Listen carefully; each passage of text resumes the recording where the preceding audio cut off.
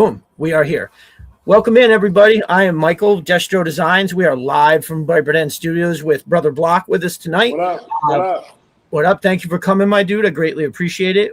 We will be cutting into Shadow Strike as we go along here a little bit, but we got a few other things to kind of go over. I'm going to check the chat here. We got Serpentor's Lair. He says, let's give a world of encouragement to Brother Mike tonight. He is always there to lift us up when we need it. Well, thank you, my dude. I appreciate you very much. Matt Jackson from This Never Gets Old podcast is here. He says, happy Saturday. Hope you started the Energon universe.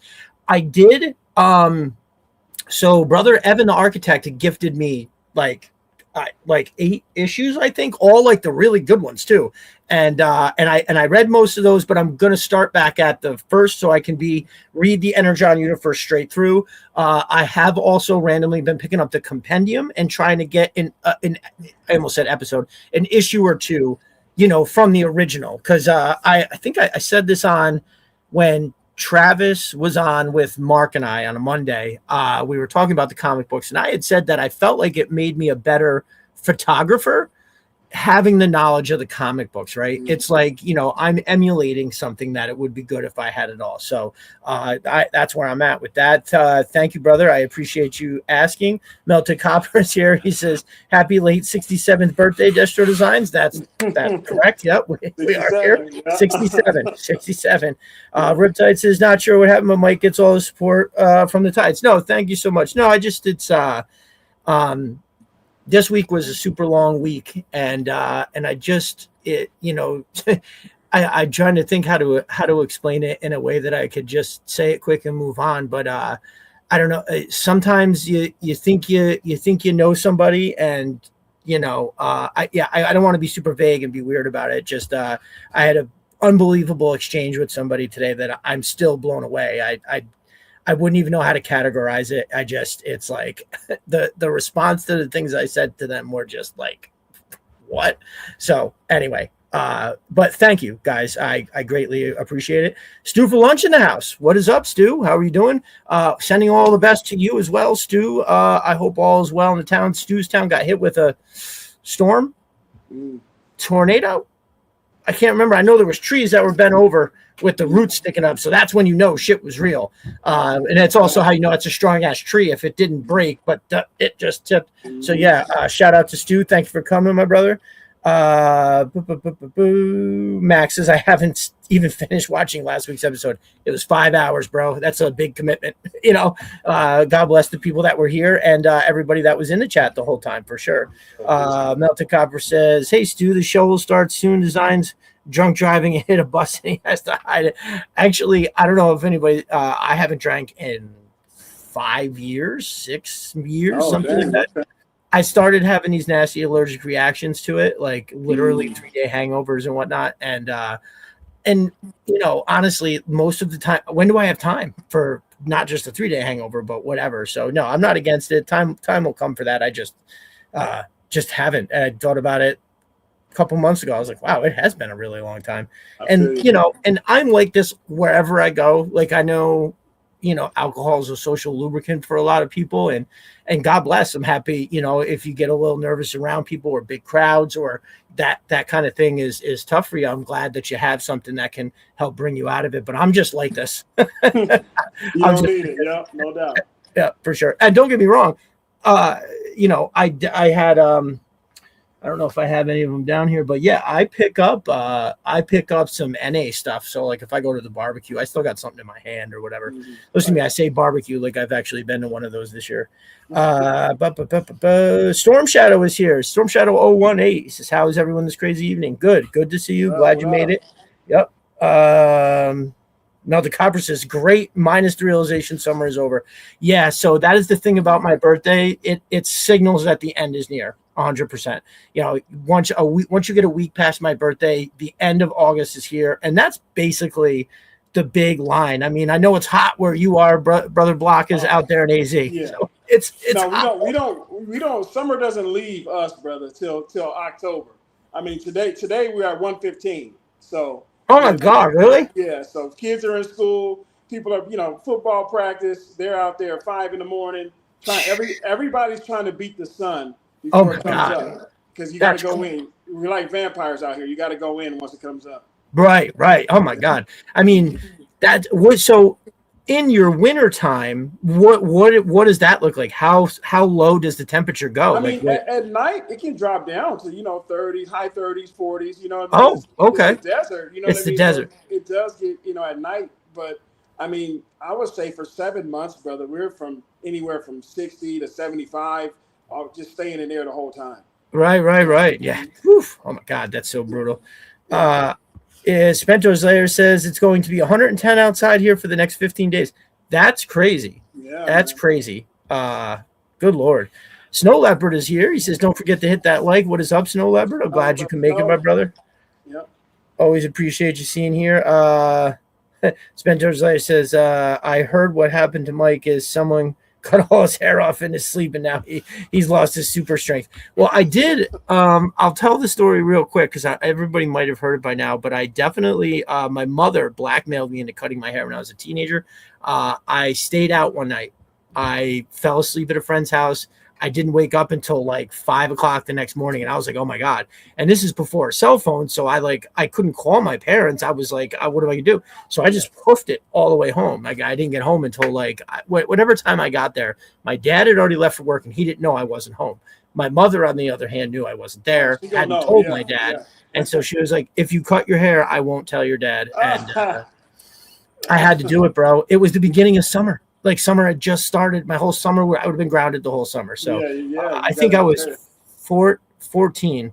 I was definitely 14. Yeah, it was my first year of after high school travel baseball, right? Or no, I was still in high school. That was the Sandy Koufax. It was like Sandy Koufax, Babe Ruth, and Mickey Mantle, I think, are the three leagues or whatever the hell it was. Yeah. So, but yeah. So she got me. I fucking. You gotta take that L. Yeah, you gotta take that L. It was what it was, man. I still had a summer. I remember I had a baseball game that night, and I was pitching, and I just remember like taking my hat, feeling my head, and just being like, "Fuck!" I was way off that night. So I don't know how much you're straight. I was angry, so I was throwing hard, but my concentration was off. So I don't know where them balls were going. No doubt. Very no funny. Doubt. Matt from Mo's Mind is here. He says, "Evening, friends. I'm still tired from last week." Oh, bro, oh man. What I've been finding lately is, if I stay up past midnight, say if I'm up till 1 o'clock, and I still sleep for 7 hours, say I don't get up until 8 o'clock in the morning, I'm still wrecked. I'm like more tired than say the night before where I went to bed at 10 and got up at 5, still got 7 hours. It was just a different 7 hours. Yeah, I will admit last week kicked my ass. I actually had to get up really first thing this morning too and get moving. So we did the last night we did the watch party with Mark over Destro's My Spirit Animal, the members only. It was fantastic. The feedback has been great. I had an absolute blast.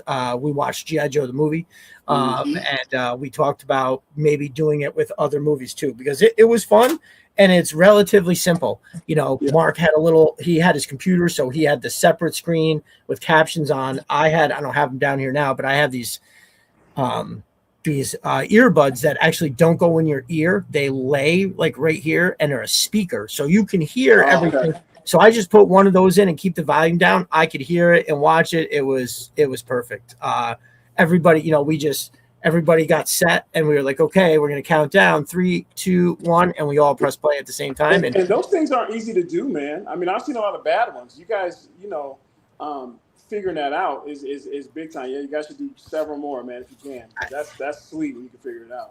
I feel like ones that I've seen, that, like things that maybe it doesn't seem like it's working, it's because they're trying to do something special for it, right? They're trying to hit certain lines in the movie with certain things that they're saying. And this was more like Mark and I were just hanging out. It was like we were like a true wiht. We're just sitting there, the movie's on, we're talking about the movie, commenting on things as it happens. And I think like it was no different than on Monday nights when we're just there doing our thing. So shout out to Mark, because that was a lot of fun. We also gave away 2 figures. Brandon, oh man, I got it written down somewhere. But Brandon and Dylan, I think. Oh Christ, I got it written down. Is this it? Well, the paper's around here somewhere. I'll read the 2 winners' names. Mark had wrote them down, but we gave away a Rock Claw and a special forces soldier. So Can't beat if that. I mean, if and that's giving back. So if you come and you throw down your $5, you have a very good chance of winning a figure, and we're gonna probably keep doing that forward. So if you haven't signed up, please jump in, pay $5, and anything that we decide to do that's on the members is boom, that's what's up. Let's see. Happy Plague Doctor's here. What's up, my dude? Popcorn Frenzy in the house. What's up, my brother? Glad you could make it. Riptide says, "From the shadows we strike." You damn right. No doubt, brother. No doubt. Melted copper. No, I didn't actually get a haircut. It's still all up there. I just that's funny though. Yeah, I don't know what. I don't think it would, like, if for some crazy reason I was offered some crazy job for a crazy amount of money, I would consider it, but otherwise it's gonna hang around. Naga Hides Hogfat is here. What's up, my dude? He says, staying with Mrs. Hogfat overnight in the hospital. Thank you all for your prayers and your support. Oh, dude, 100%. We will keep you in our thoughts and prayers for sure. I hope everything works out for you. Keep us updated. We will definitely be thinking about you, brother. Pal Pat, the 1975. Oh, Palpatine. Pal Pat. Oh my God, that's funny. I totally read that wrong. Palpatine 1975 says, "Greetings, gentlemen. Welcome. What up? My brother TJ Wims is in the house. He says Arizona in the house, 115. Yeah, dude. He knows. Yeah, TJ knows, man. He knows. Jesse in the house. What's up, my dude? Glad you can make it. Thano Caromalis is here. What up? What up? I feel like I saw another name too, and I whipped right by it. No. Trying to read it and catch up, y'all. So who's got their snowcat? Who's got the snowcat? That's a big boy. Notification. So first off, if there's anybody, we know 2 guys in the community who are actively scouring, looking for a snowcat. Brother Block here is looking for a snowcat, and Evan the Architect. He's been on the show before. Great dude. He's just getting into some toy photography, some other stuff. So yeah, if anybody's got extra snowcats, we've got them sold for you without a doubt. No doubt. Cobra Asset, our brother Lewis is in the house. What is up, my dude? Crushing it with the finished photography lately, my dude. I love the way you do. It's kind of like your own style with the ultra black background, and they're kind of faded in. Yeah, the divers, yeah. I think it's fantastic. Yeah, there's been a different like I wouldn't know how to say it. It's like you get all the awesomeness without, it's just, I don't know. There's just something very particular to the style, and that's yours now. So that's awesome. Thanos says, my snowcat has shipped, but I'm looking for the Ninja Force 2-pack with scars. So yours is already shipped. Okay. I know brother Jeremy said that like his ticket has been generated. So that's great if they've already got yours out the door. Like I remember last year, I wasn't getting a Rattler, but everybody else was. And that was tough to watch. I remember thinking to myself, I have to get, what's coming, because I don't want to miss out on this. Anyways, the it looked like it came, and definitely it even says it in email like it's going to ship in waves. And it was like, the first people got them. I won't remember the exact times, but I think it was in like June or maybe early July.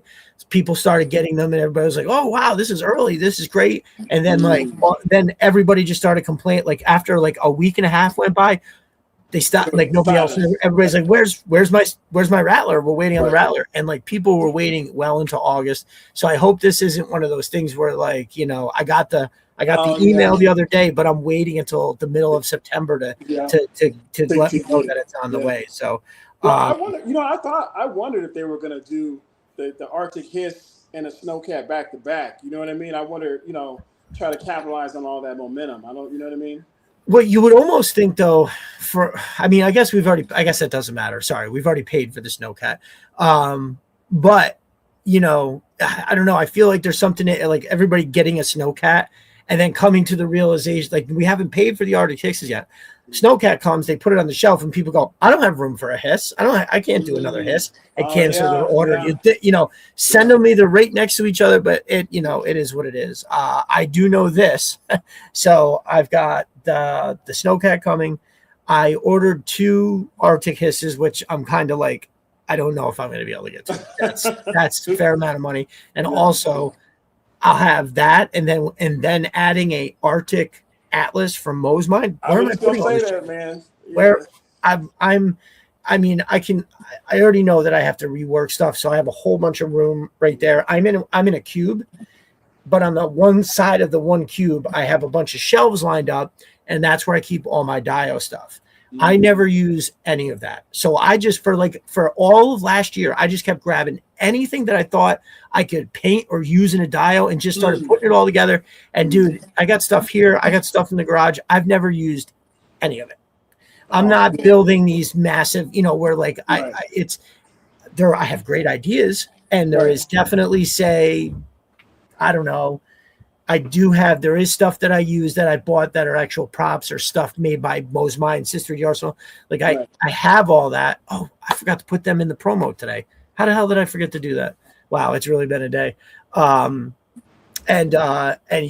it's like there is stuff that when I do pictures down here that I do need to have on hand, because I can't go out to the garage every time I want to take just a couple shots, right? But the bulk of it, like especially all the parts that are like stuff from, it's like, little electrical things or this or that. It's all stuff that would require me to like, this is the stuff I need if I won the lottery and I didn't have to work anymore. Then I would use all this. I can build in 100 fucking Dios, all over the place. And it's just, so that's, and as you and I talked about this earlier, like, yeah, man, there's people out there. I think a large part of why the Snowcat funded so strong at the end is because people were like, oh, I'm going to be able to buy another one, and it's going to pay for itself and some of the other one that I got. And my basement needs a basement. Get a shovel. Yeah, I know, right?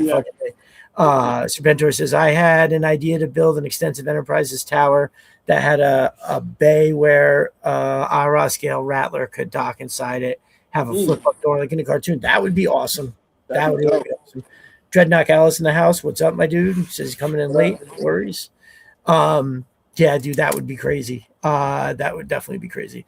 It's actually an awesome idea too, because they definitely remember that from the cartoon, and I remember thinking that it was totally awesome. And even as a kid, you're like, nobody notices that.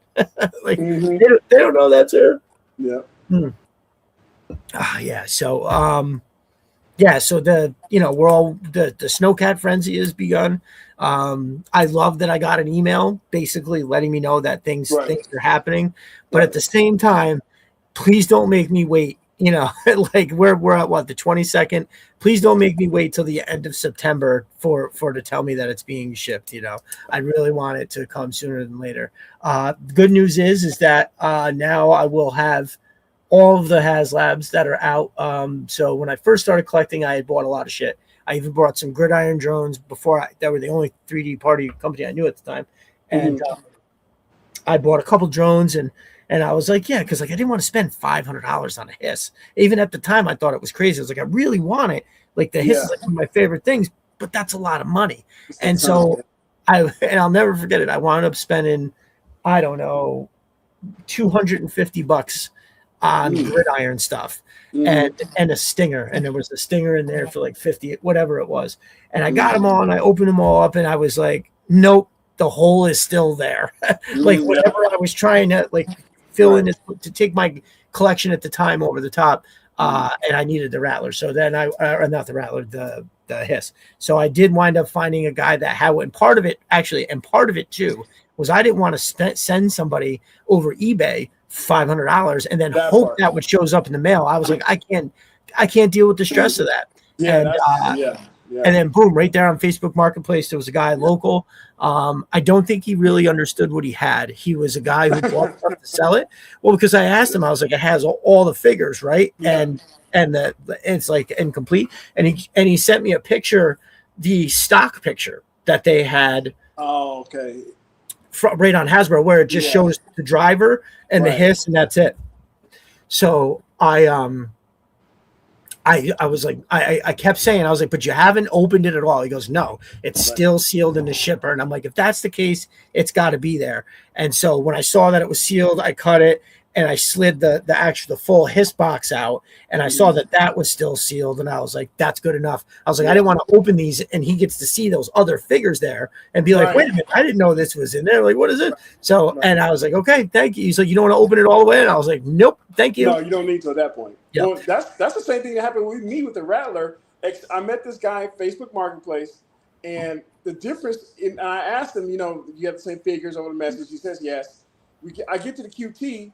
His wife was in the car with him. So I already knew what time it was. So he had to get rid of that Rattler. His wife was making sure he got rid of that Rattler. So it was funny, man. And he's like, hey, everything's in there, man. I just got to, I'm selling off my stuff. And his wife is watching him and stuff. So, right. I was just like, hey, I told him, I said, hey, brother, you can always jump back in. You know what I mean? Because I felt like I kind of felt bad for him, too, because he was kind of like, he's kind of getting rid of his collection. But I reminded him, I said, hey, you can jump back in at any time, too, brother. So, don't feel too bad. But, yeah, I get it. Right, for sure.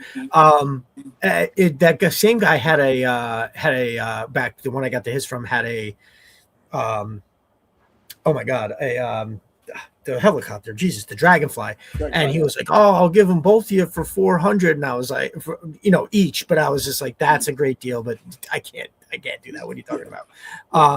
And honestly, so that was, I had only had the hiss, and basically because of Dan Salcedo, I have the Dragonfly and the Rattler, which, and honestly, he put me in the driver's seat of it. I wouldn't have been able to have gotten them otherwise. That's it for sure. And then so I remember he sent me the Rattler first because we were talking, and he's like, yeah, I have an extra Dragonfly. And then when he went to go look through his stuff, he was like, nope, it's an extra Rattler. Sorry, I thought. And I was like, well, I'm interested in that, as well. And he sent it.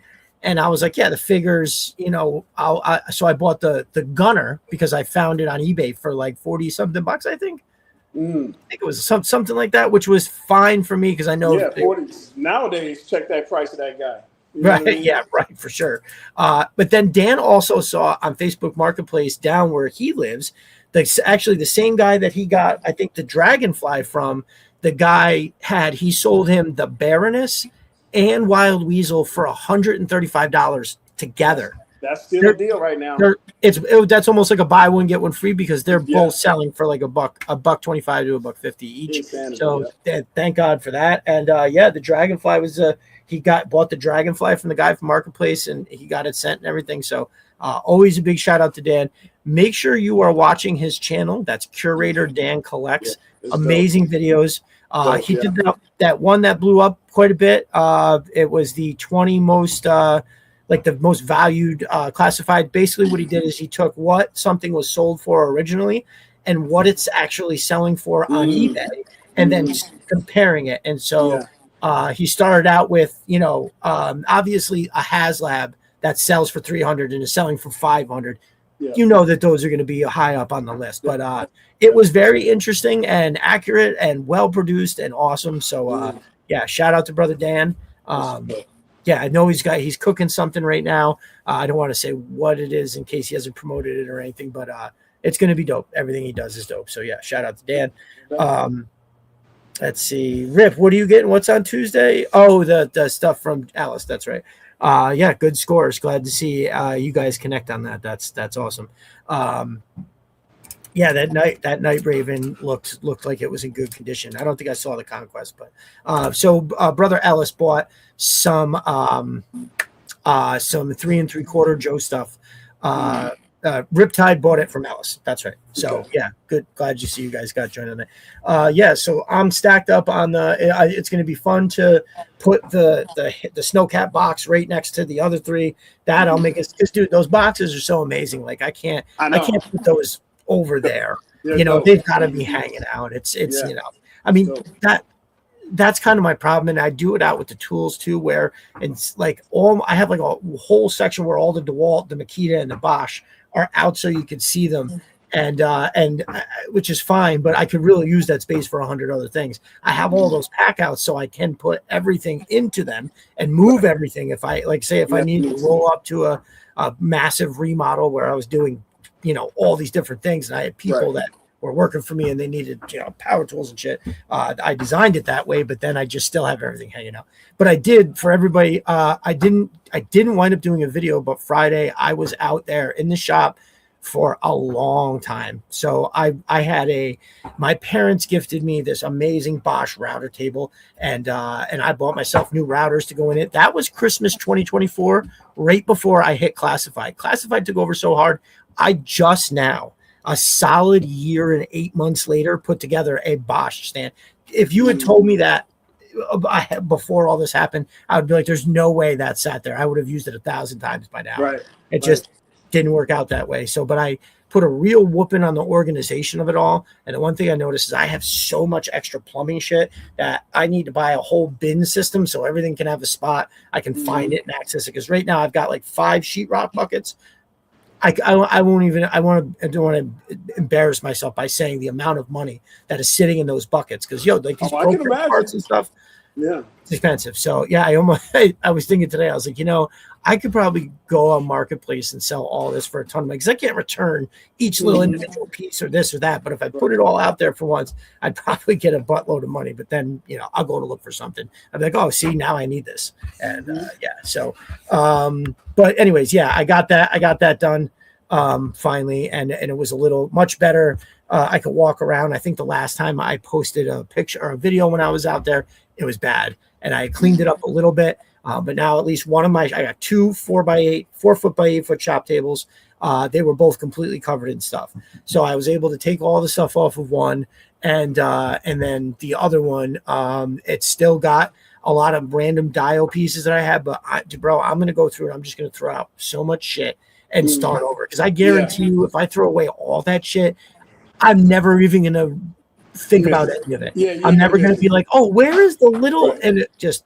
So you'll actually, everybody will start seeing more stuff of me out there. I actually thought about doing a live podcast where I was working on something, like building something like live on the show. Like, hey, I'm going to cut up some foam and show you how I detail foam, or just make it a brick wall or something like that. Just something for everybody to watch. So I think that might be fun.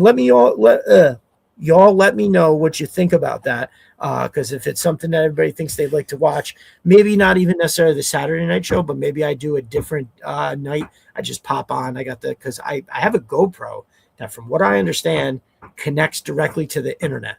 So you could. I know, because I know it has Wi-Fi, so I might be able to set it up with maybe even using it as a second camera from the, whatever. So we'll see how that works. Brother TJ says that's a great idea. Yeah, I feel like there's a few things that I did, or actually, if one of the things too would be showing everybody how I made that barrier set. So I made that concrete barrier set, and basically it's just foam. I had the little hooks on top are literally just electrical wire staples, just curved for just a particular, so you can put a very small low voltage wire on there, but they're the perfect size. I spray painted them caution yellow, stuck them in the top, and it looks like, because how they move them barriers on the highway is the little crane, the little city crane comes in, picks it up, moves the shit around. And so definitely Ellis thinks that would be a cool idea. Riptide says DIY stuff, love it. And Naga Heights Hot Fat says live diorama would be awesome. So, maybe what I'll do is I'll get, I would probably want to do that with Stevie Z, because he's fucking awesome with the dios. So, Snow Leopard says, at Cobra Asset, you're Lewis. Yes, that's Brother Lewis from the timeline, the Cobra Asset, which I believe you have said here, Lewis. I'm sorry if I don't blowing up the spot. Snow Leopard says, would love that Deathstroke. So, all right, fellas. Well, listen, that's noted. What I'll do is I will play around with that GoPro camera, because it's 1080p. It's a great camera. And if I was able to kind of move that around, and get better shots, because I even have a thing that's like a little arm, that like a snake arm that can hold it and put it where I want it. Just something that I'd be able to, I don't know, I might have to work out a microphone too. So maybe I'm using the laptop, but I've got the camera hooked up. That's what's actually feeding it through the computer. And then I'll have the microphone on me. I see a lot of guys that do, that's all they do is, videos from the shop and stuff. They all have that little mic that connects. So it's got to be like, it's got to be something that's pretty good. Yeah, for sure. Maybe it will pick up the ghost of Viper Den Studios. I know, right? Imagine that. I'm out there, nice little thing. Yeah, that is that comes up every once in a while, and it's like, it's one of those things where you're like, well, what, we all saw it. It was what it was real, but what was it? I don't know. I think this was like the second or third time that I used the laptop. So there's a really good chance that maybe something in the little lens right there, the tiniest bit of moisture that slowly. But the weird part is if anybody remembers how it was. There was like a tiny dot that was there for like a hot minute. Like I look up at it and I look down, and then another like 2 seconds go by. I look back up, and then it started growing. Yeah. So it got bigger, and then just a fucking appeared. It was definitely strange. I would actually like to see have like, I could probably like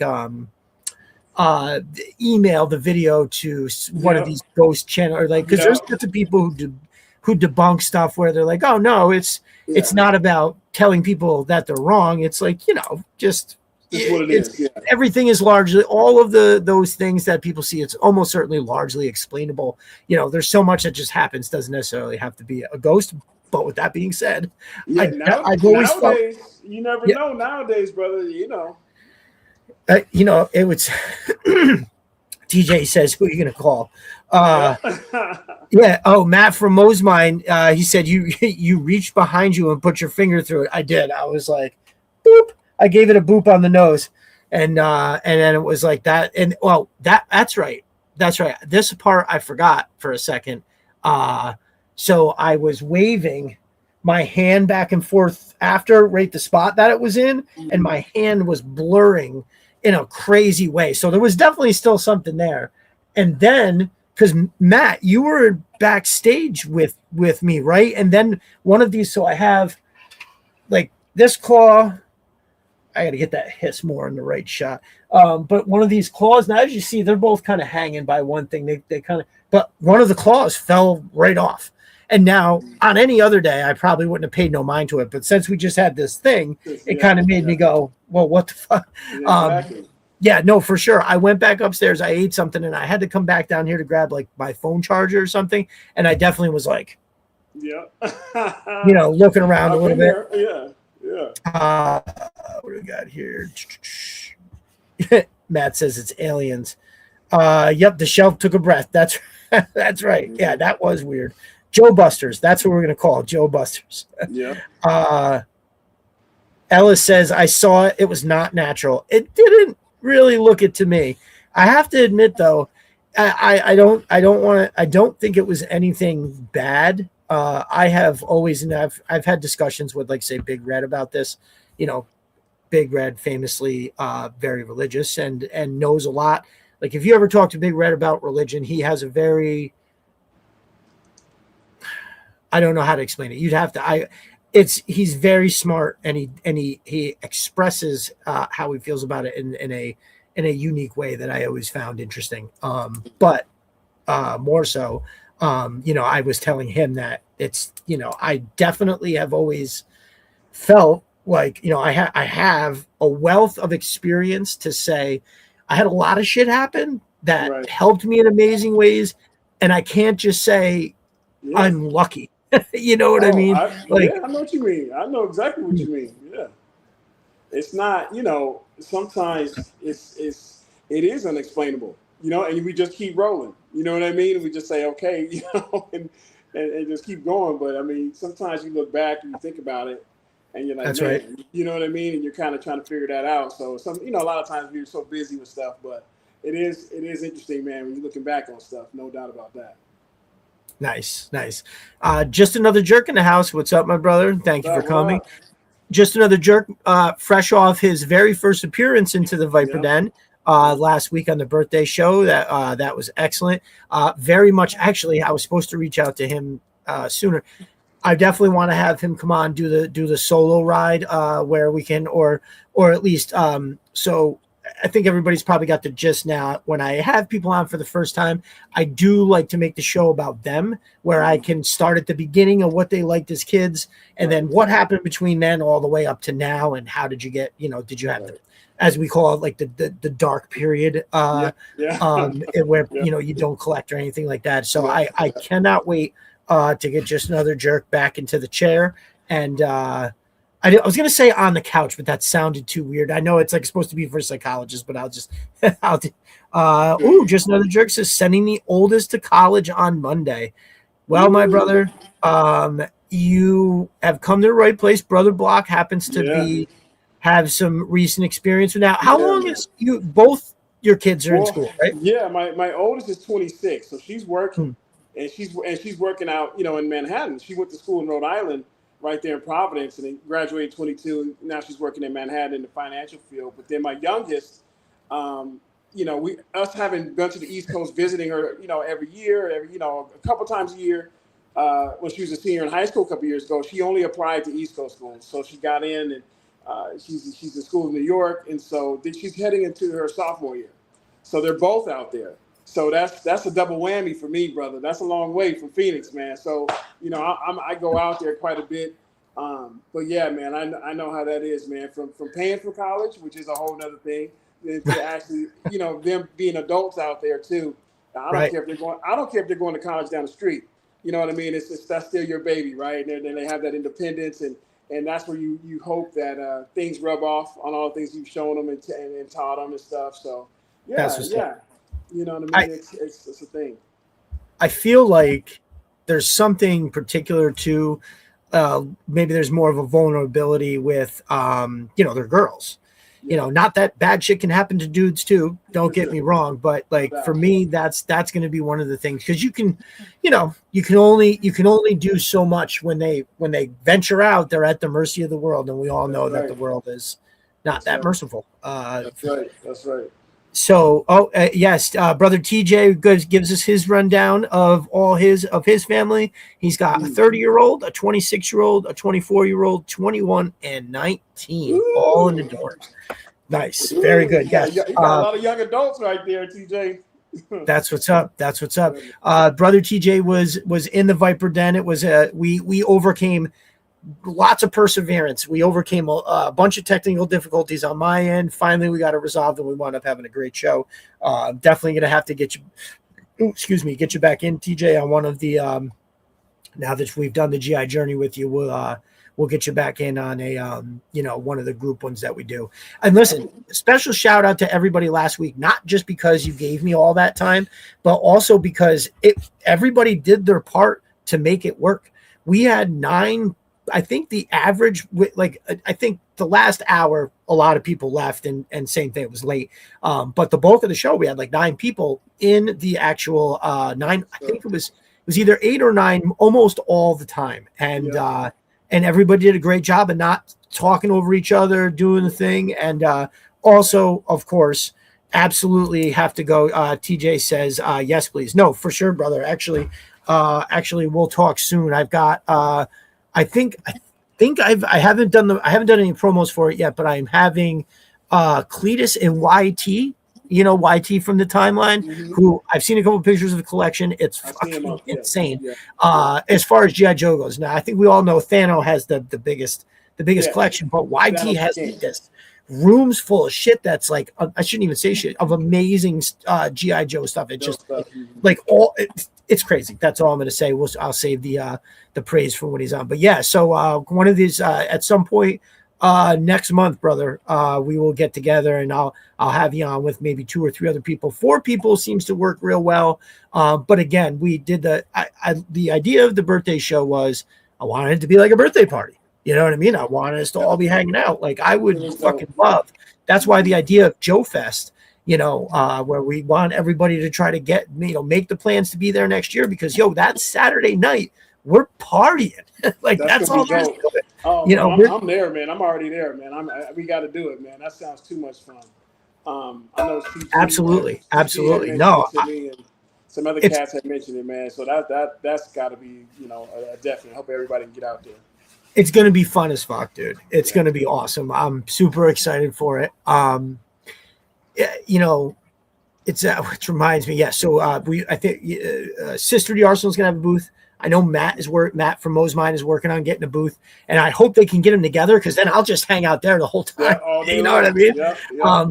But the plan is that we want to do a big thing. CG Horror, very much like we were trying to find a way to go. Brother Mark wanted to really go, but it was just like we couldn't Mark and I went on vacation. CG is just it wasn't the time.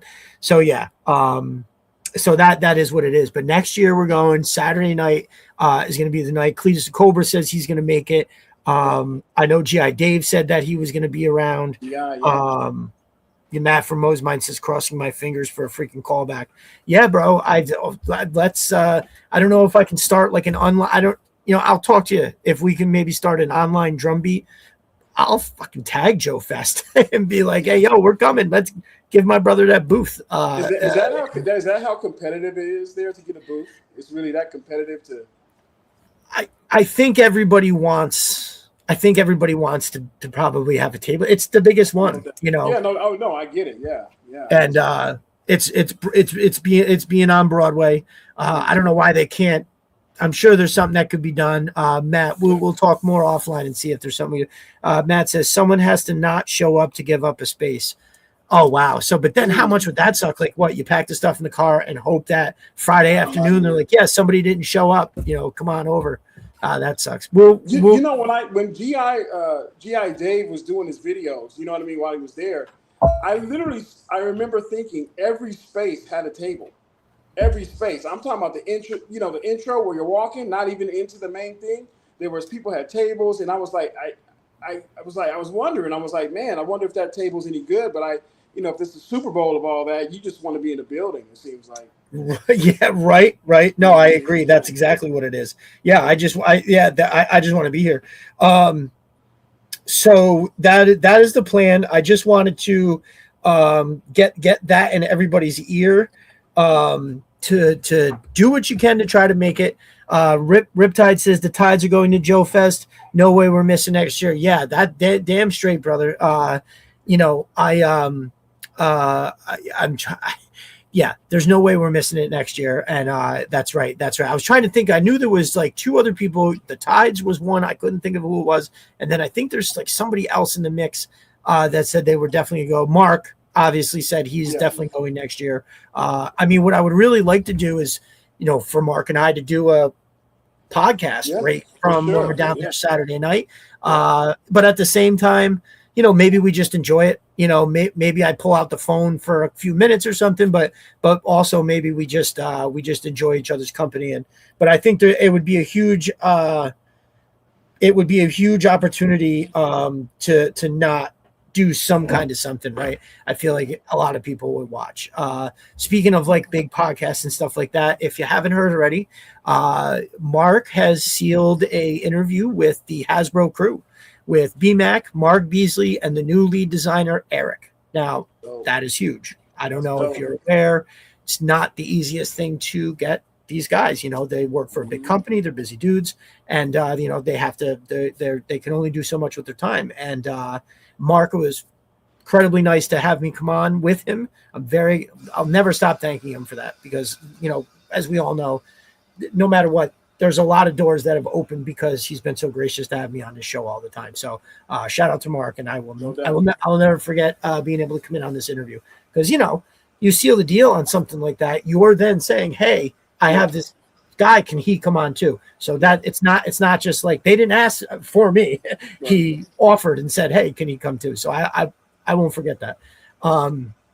So that is huge. But yeah, so I would hate to miss an opportunity to talk to not do some form of something like that. I think it would be I think it would be really worth it and totally awesome. So, Yeah. So one thing before we launch into, I got something to talk about for Spentor's Lair. We were talking about the Snowcat and how aftermarket prices are just going to be incredibly expensive. Oh, real quick, just want to say what's up to Conrad Hauser in the house. What is up, my brother? Conrad, Thank you for coming in, man. Really greatly appreciate it. What up? Thank you. When they are on, you should bring up how you want flocking hair on Glavius's balls. Yeah, that's funny. It's one. Yeah, obviously, I'm not here to bitch about Pulse or any of this other stuff. It's an interview. We're gonna talk about GI Joe, how much we love it. Right. What they got, coming down the pipe and stuff like that. So that's what's up. GI Joe guy says, "Block, are you in the office? Looks dope." Yeah, you can see all you got the Joes back there. I'm in the office, man. Shadow Strike HQ. I actually moved to a bigger office because I had a deal, and I'm cool with the lady up front, man. So she put me on, man. So I got a bigger office where a lot of other things gonna come, and we're gonna do some videos from here, man. So a lot of things to come, but yeah, bigger office, which is dope. And I get to bring my Doberman in here, which is awesome. So he likes to run around in here too and knock some stuff over. So yeah, it's definitely the pad for me. That's fantastic. It's deserved as well. Just to have that space to do what you want and make that work, because it's sometimes at home it's hard to find the groove. Like that's why some people I think go to a gym, because having the gym at your house, you're just like, you go to the gym, well, you're there. Here, we're getting the shit done. I didn't come here to whatever. It's what it is. So yeah. It's good, man. I love it. I can do it now because my girls are gone, right? So it's more easier for me to spend hours here and put some money into it and stuff. And also, we're all in charge of our own happiness to some extent. So, having this community was awesome. So I'm just kind of I've just been building on that. You know what I mean? And I say it to you all the time, and just on the timeline, guys are so creative, guys are so interactive, guys, it just leads to other things, right? That we love and that we want to do and try. You know what I mean? If it doesn't work, try something else. That's kind of what I love about everything, man. And this is just an extension of that for me. Whether this thing could have been a GI Joe office, it was going to be something. It would have been just Joe's playing 24/7 on the screen or something. But it's just out of just trying to find my happiness with this stuff, and it's been awesome, and just an extension of that, and kind of a different part of my life. You know what I mean? Being an empty nester, so it's been good. I love it. So hold on, just give me 1 second here. So yeah, when we were talking about these originally, these things, we were talking about also that the prices on things have gone up exponentially, right? And so the cost of this new HasLab that's going to on the secondary market is going to be tough. And man, it's going to be, I think, the biggest jump, because we don't have a HasLab next year, right? So no, we do. It's confirmed. It's coming next year. We get this year off. Okay. Yep. I believe BMAX said it on one of the interviews recently. But yeah, no, it's that. Yep. Yeah, the secondary market is crazy, man. You know what I mean? I think I love that they are doing a lot of reissues and stuff like that to kind of even the prices out, like on the Vamp, Range Viper, some other cats, which will help a ton. But yeah, that Snowcat, man, it's going to shoot through the roof. I'm trying to scour to get one. But you brought it up earlier with Matt doing the Arctic Atlas. I'm like, that's going to be head to head, because that Atlas is probably just as big as Snowcat or bigger. So I'm really looking forward to getting that baby. Right. I agree. That is definitely going to be dope. I'm actually loading up right now. I'm one of the things I want to do here, and maybe I loaded too many. I'm trying to get. I want to show some pictures of the Moe's Mind. Why is it not letting me do this? The Trench Viper setup from Moe's Mind. Let me see if I can do. I don't know if I got too many on here or what the hell's going on. That was dope, man. I actually did. I was talking to Madman, and I did some renders with And I showed him a bunch of stuff because I was like, man, this is fantastic. And actually, I'm like, man, that his stuff. I may be biased because he's in the community. I don't think so because his stuff is first class, first rate. It's going to be right up there. Once people see that Arctic stuff and all this stuff's coming out, yeah, it's going to be fantastic, man. I did a couple of renders. Just some of the renders look super fantastic. And so in talking to him, it's going to be dope. I agree. And I don't know what's going on here, but it is suddenly not letting me send any pictures, which is crazy. Is that the one where you had the post you did with the bar, with the new bar? Yes, yeah. So the bar, man, something is going on with my email here. Because normally they have like an auto fill. I'll start typing in the name or the thing pops up. All right. That bar looked fantastic, man. When I saw that in your video, I was like, yo, I had to pause that joint because it looked and screenshot it, pause it because it looked dope. You know what I mean? And I'm like, man, and that was pretty much, he had kind of previewed that, right? All the different colorways he has that's coming, and then you to have to see it on the video, bro. It looked fantastic. I agree. All right. Now it looks like it's working again. Let me see if I can add these pics because I can pick it up and show it, but I'm going to tell you what's going to happen is my lights are going to blast it with, and it's going to shine. It's going to shine like a MFer, and it's not going to look that good. So let me just try one more time to get a few of these shots because it looks so freaking cool. It's not even funny. I absolutely love it. And man, what is going on? It just won't let me send 5 pictures. Oh, sending. All right. Maybe I'm not being patient enough. Yeah. Okay. There we go. So looks like it came through. Let me just pull some of these out. No, it looked fantastic, man. The desert camo, the Arctic, the one you had that was like on display, man. That thing is sweet. It is. So I love the I think it's the one that is called the woodland color.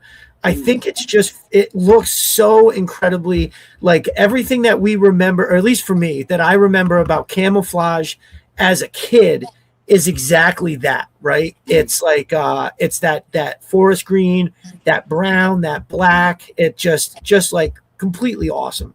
And I think having those, now to let's see, having those colors just makes it. It just adds to what is in essence almost like the modular ability of all of his stuff.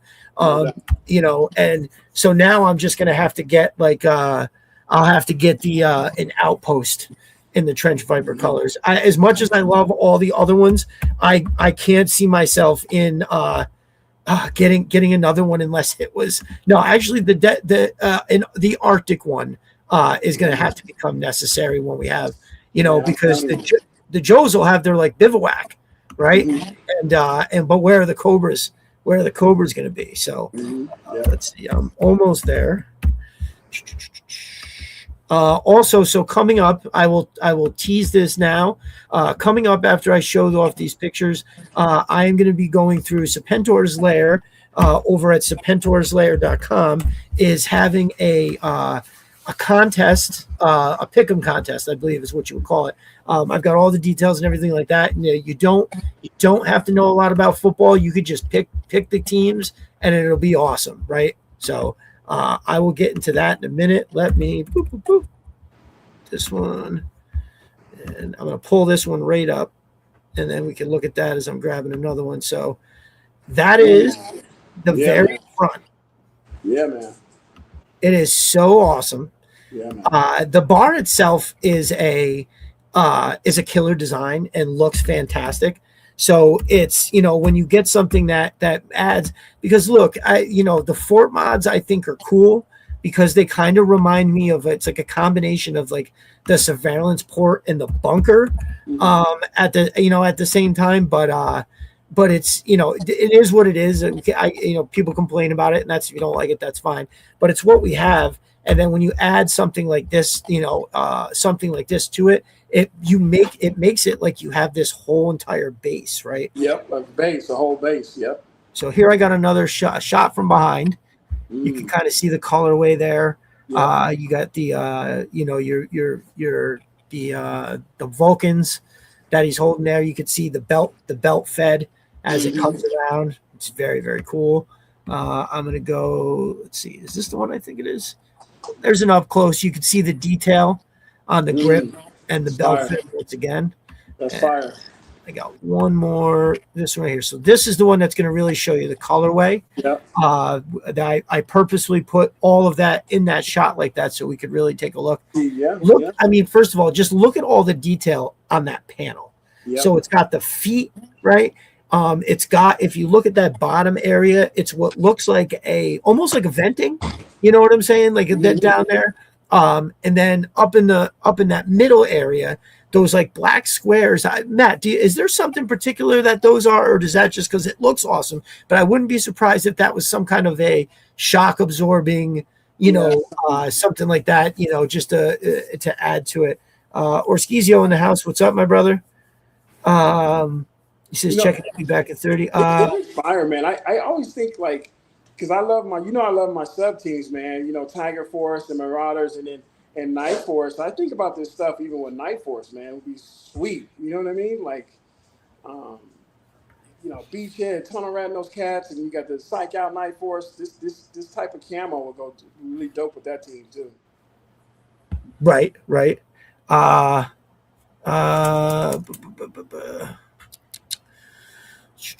Sorry, I just got lost in the comments here. New Orleans Dookie is in the house. Our brother NOD. Thanks for stopping in, my dude. Glad you can make it. I see This Week in Hearthstone is here.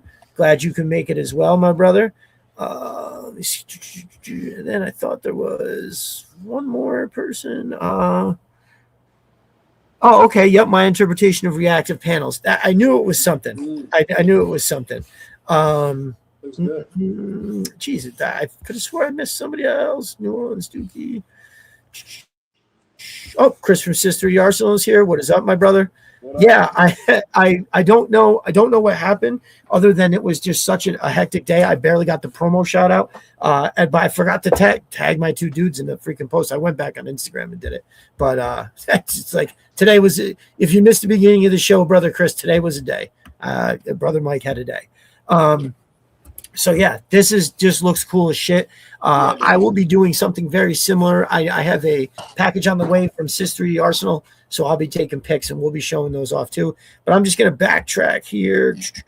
Let's see, real quick. I'll go just another from behind. There it is. I wish I had one full of what it looks like full on. I mean, I could probably just hold on a second. I'll regret this because they're all going to fall down afterwards. But, oh, by the way, the Ramp Rat. Hold on a second here. The Ramp Rat set, the heavy gun that comes with the Ramp Rat, works perfectly with these guys. I did buy a setup from Gridiron, and it looks fantastic. But it's like, oh, man, I can't outfit all of these guys with those. It was like $30 a piece. Yeah. Let's see here. But I do love this. It does look so absolutely incredible. Let me see if I can get. So I know NOD. I think he's looking for a shot of what it all looks like. So yeah, that's fantastic. Here's what it looks like. Sweet. All of these are movable. You can make it however you want. Yeah. Let's see if I can turn it around. They can all be. You can set the panels up different. You can take two of these off and like put it over here at like a different angle. But everything. The colors are off the charts. Yeah, see, I'm glad you can see the blue because that's the thing. It's a hard color set to do because with the black and the blue being so close together. And trust me, I know my dude poured over it, making sure he wanted to get it right. I sent me a couple pictures. I tried to get back to him as best I could with oh hey, look at this. I'm putting it up next to it, but here I am. I don't have didn't have my glasses. Oh shit. Never mind. You don't want to lose. That's one of the things about these. Any of the Crimson Viper, the OG, or this guy is I'm petrified of losing one of the shields on the face mask because it happened once. I had two of these Trench Vipers only two of them at the time, and they were sitting up right here on the shelf. and like one of them fell over. And even though I knew it had to be like right here somewhere, I couldn't find it. I was starting to bug out. When something like that drops, man, it's a wrap. You know what I mean? Like, good luck finding that. So good question here from Popco Frenzy. He says, does that connect to Hasbro parts too? I know it's gridiron compatible. To the best of my knowledge, I don't think there's any. Before I answer that, though, Matt could better answer that. He said, yeah, Hasbro has no set peg size. Right. Everything is like a little bit different. You know what I mean? Brother R.A. Rain in the house. What's up? Oh, this weekend Hearthstone is here. I think I missed you the last time for sure. Let's see. Thanos says, love watching Destro while I'm being overserved. Nice. That's what's up. Enjoy. Have one for me, my dude. So yeah, that's what's up. Absolutely. That's a good question. I appreciate that. Destro, it's called Carpet Monster and it will eat your guns. Yeah, dude, for sure. I definitely was at that one time I lost it. Oh, that was the other thing I was trying to think of. So when I first started collecting, I had so much shit. I didn't have a studio set up. I had totes that were out in the shop and I had the hiss. This is when I had the hiss. And I was like, okay, I've got to pack everything away in totes so I can bring it inside while I get this going. Cause I didn't have anywhere. I didn't have a single shelf, right? I was literally living out of the totes. So I wound up getting a few shelves. It was actually over on the other side at first. And I was, just setting up a few things so I could see it. I wanted to see the hiss. I had taken the underbelly cannon and stuck it inside the cockpit down on the edge of the seat. And I was like, this way it won't get knocked off in the bin. Right. It'll stay. Dude, when I put that back up there, I opened up the cockpit and I was like, oh, it's not in here. And I looked out there. I ripped everything apart in here. I was beside myself. Yeah. I was on eBay trying to find, and like nobody was even. I was like, "What am I going to do? Mm-hmm. I can't be without this." And it was freaking me out. And I woke up the next morning. I came down and I was like, "Okay, I have to have it." It didn't disappear. Right. I opened the cockpit with a flashlight. Not in a panic. I looked and it was there. Yeah, it was there the whole time. That's how that goes, man. When I misplace something, man, it's really tough. It really gets under my skin. Actually, my girls came down here last night. They knocked over my Sys 3D Arsenal, the short fuse mortar case, and they went all over the place in my head. I was like, yeah. We were just about to start the watch along last night. So I was like, just leave it there. Please, you have to go, because like I don't mind if my girls come down, to say goodnight or something like that. But when they stand right there, gesturing, I'm like, listen, you're fucking up my flow here. Yeah, you gotta cut me some slack and give me some space. Yeah. So yeah, I wanted to show that off because I got the bar last week and I had pictures of stuff that and I can hold on. And again, like with the old. I was showing this stuff off, and that's easy, but I didn't have anything that was like, yeah, look, there's the bar, and you can't see it. If you're at home and you zoom in, it's fine. But yeah, that's what's up there. Call sign Smashing House. What's up, my brother? If you know about FOD, we must have similar backgrounds. Yeah, I think that you guys do. Let's see. Cobra Asset says, Mo's mine, the peg size is about 9/64. RA says, I thought Lenny said at one point that the blast effect holes were all the same, so you could interchange blast effects the same with peg holes, so you could interchange figures. I have no idea, brother. I'm sure. Yeah, brother. I work with 64. I don't have my glasses on. I'm gonna have to find my glasses so I can read this. Let's see here. All right, so let me get to this then. Now you're gonna have to bear with me. Jerk says blast effects from Valkyrie doesn't fit all guns. I felt like there was something. I couldn't remember what it was. So what we got here is something pretty cool. Now there is prizes, and again, you don't. I mean, obviously, if you know a ton about football or whatever, it might help to a degree, but you do not have to be versed in football. Let's see here. Yeah, you don't have to be versed in football to know for sure. So here's what we got. So there's 2 pick'em games. One is college, one is the NFL.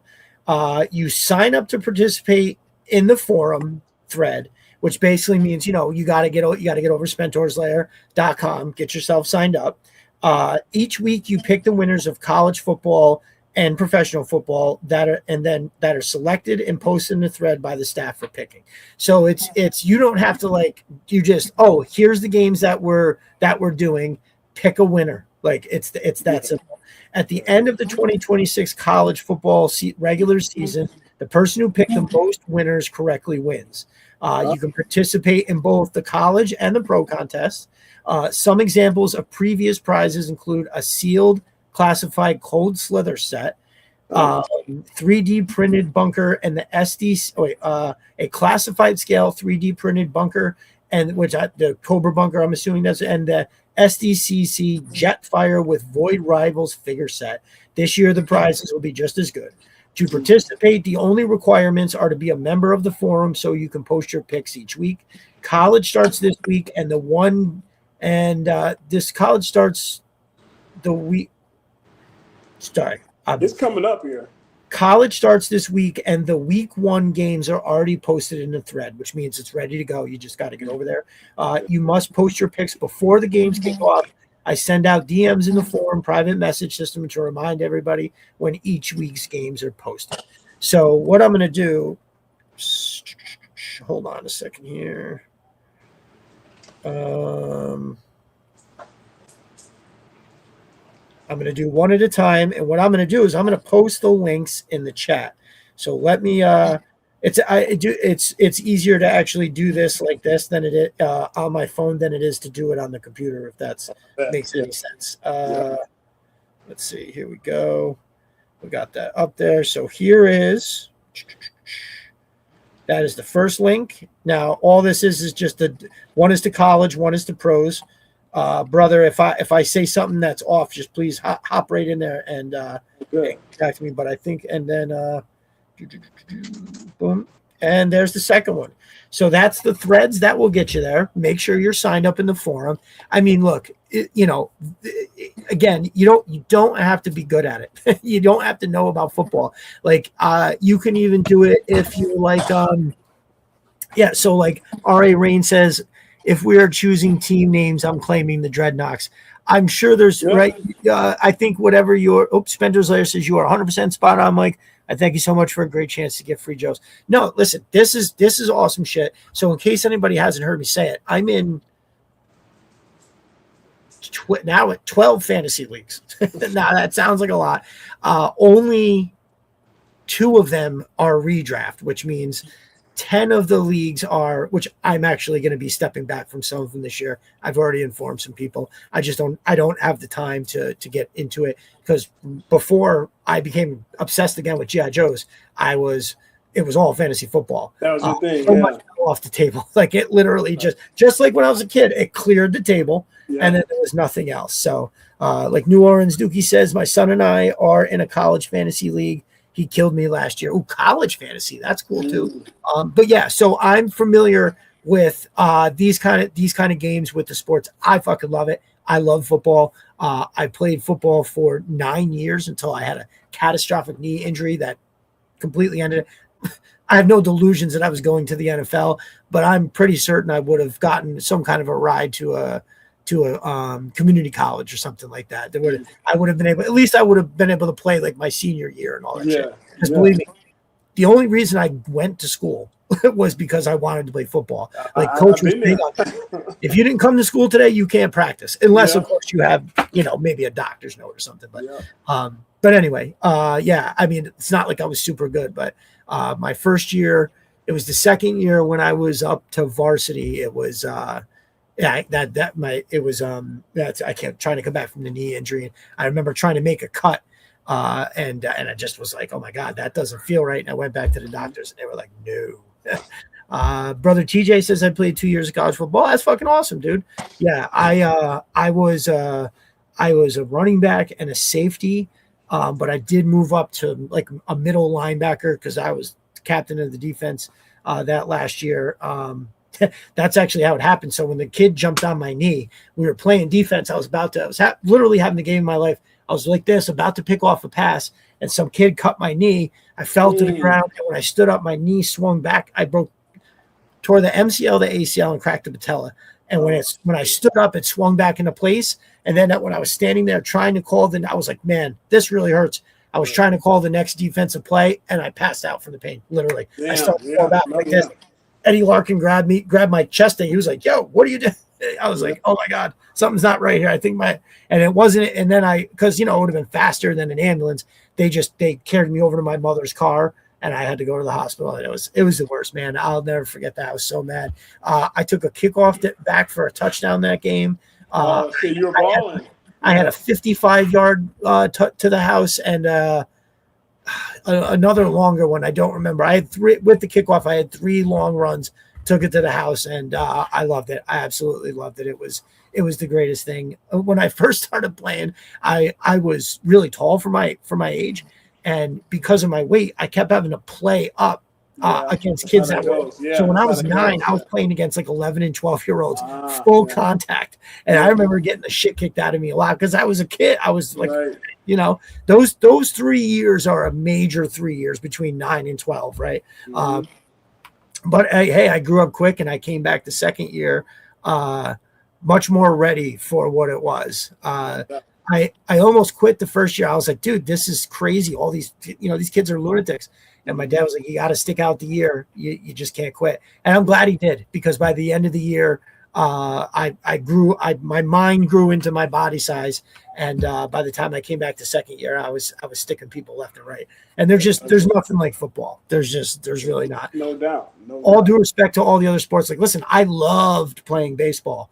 As soon as I wasn't playing it anymore, I disconnected from it completely. I loved basketball, but I didn't really play in high school because, number one, the coach and I did not get along. It was very we hated each other, and not only that, the basketball season interfered with the football season. So that was part of it. Yeah. But yeah, that's what's up. New Orleans Dookie says, dude, I was a basketball guy, then I went to Duke. It was just a guy.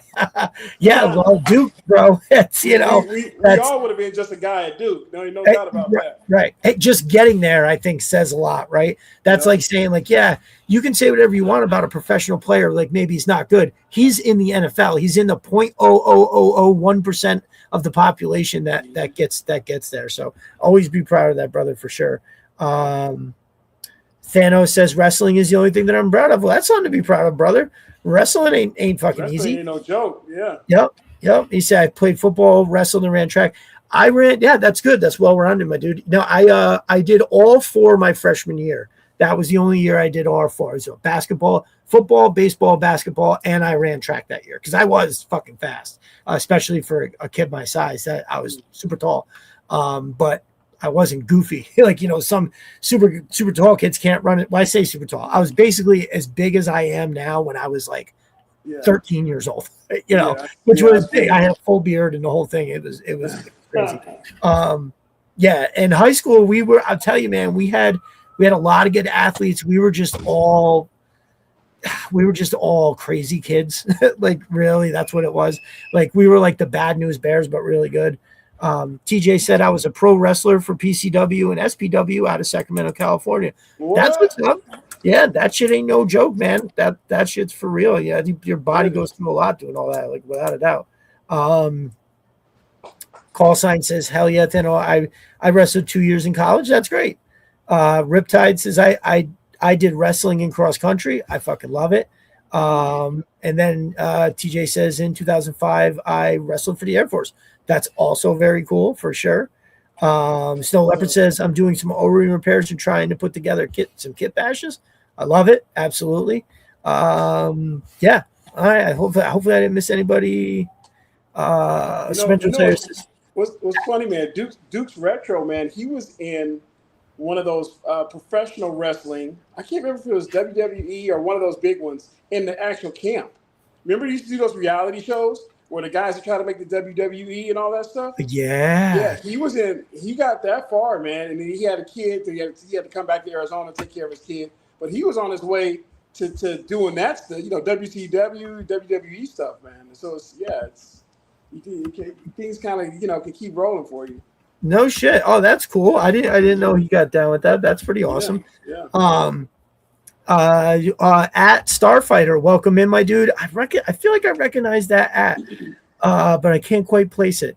R.A. Rain says, I quit playing soccer to play football. I was a wide receiver. That's awesome. Well, that's where I was actually going to move because we had a guy that could throw the ball and we had a couple good running backs. And so also coming back from an injury, it was less contact. So I was moving a receiver and like I said, I just couldn't cut. And I was like, man, this fucking sucks. And I went back to the doctor and they were like, yeah, we told you couldn't play this year. We told you that. Like, we said you'll be lucky if you can play baseball next year. It was a catastrophic injury. Yeah, that kind of injury takes a year, man. Yeah, it's no Tank Dell for the Houston Texans.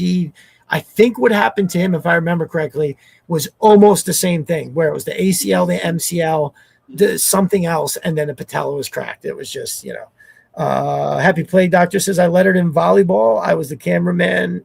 It was a sweet gig. Hey, have you seen anything these days? If you see some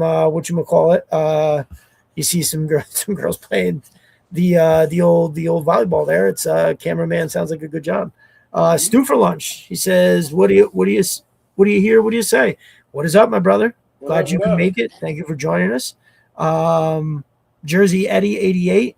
Hey brother, sorry I'm late. I had to work. Did I miss a lot? No, I've just been fucking running my mouth. We talked a little bit about the bar from Mosemine, and now we're talking about the old pick'em contest that we have that Serpentor's Lair has going on. That's over at serpentorslair.com. Again, make sure you're over there. You want to be signed up for the forums anyway, right? If you're going over there, you're reading the great articles. I'm putting stuff out. RA is putting stuff out. Jai Dave is putting stuff out. You want to be over there doing stuff. And then I know there's other great Yorktown Joe. I'm trying to think, who else have I seen over there? And brother himself puts out articles that are great. So the one that he wrote is actually what made me inquire. The one about what is that? Whatever that. Oh God, I always forget the Watchdog episode. He wrote an article about that and how it was, so close to what's happening now. And I was like, that's what really, I was enjoying a lot that was coming out of the account. But then once I read that, I was like, all right, you know what?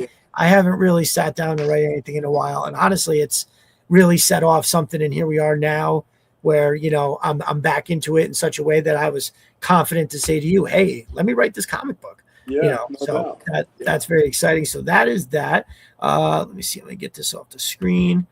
Now, what I want to grab here is Hoosiers. Who's the Hoosier? Is everybody Hoosier fans? So Starfighter said he wanted to see the Hoosiers win. That's what's up. So, all right, well, Brother Block, while I'm trying to upload some of these pictures that we have here, do you want to give us an update on what's going on with the toy line? Yeah, man, it's moving, at a good pace, man. And I love posting updates, from my designer, my guy Van, who lives in the Philippines, and he's very open with everything. And that's kind of what drew me to work with him.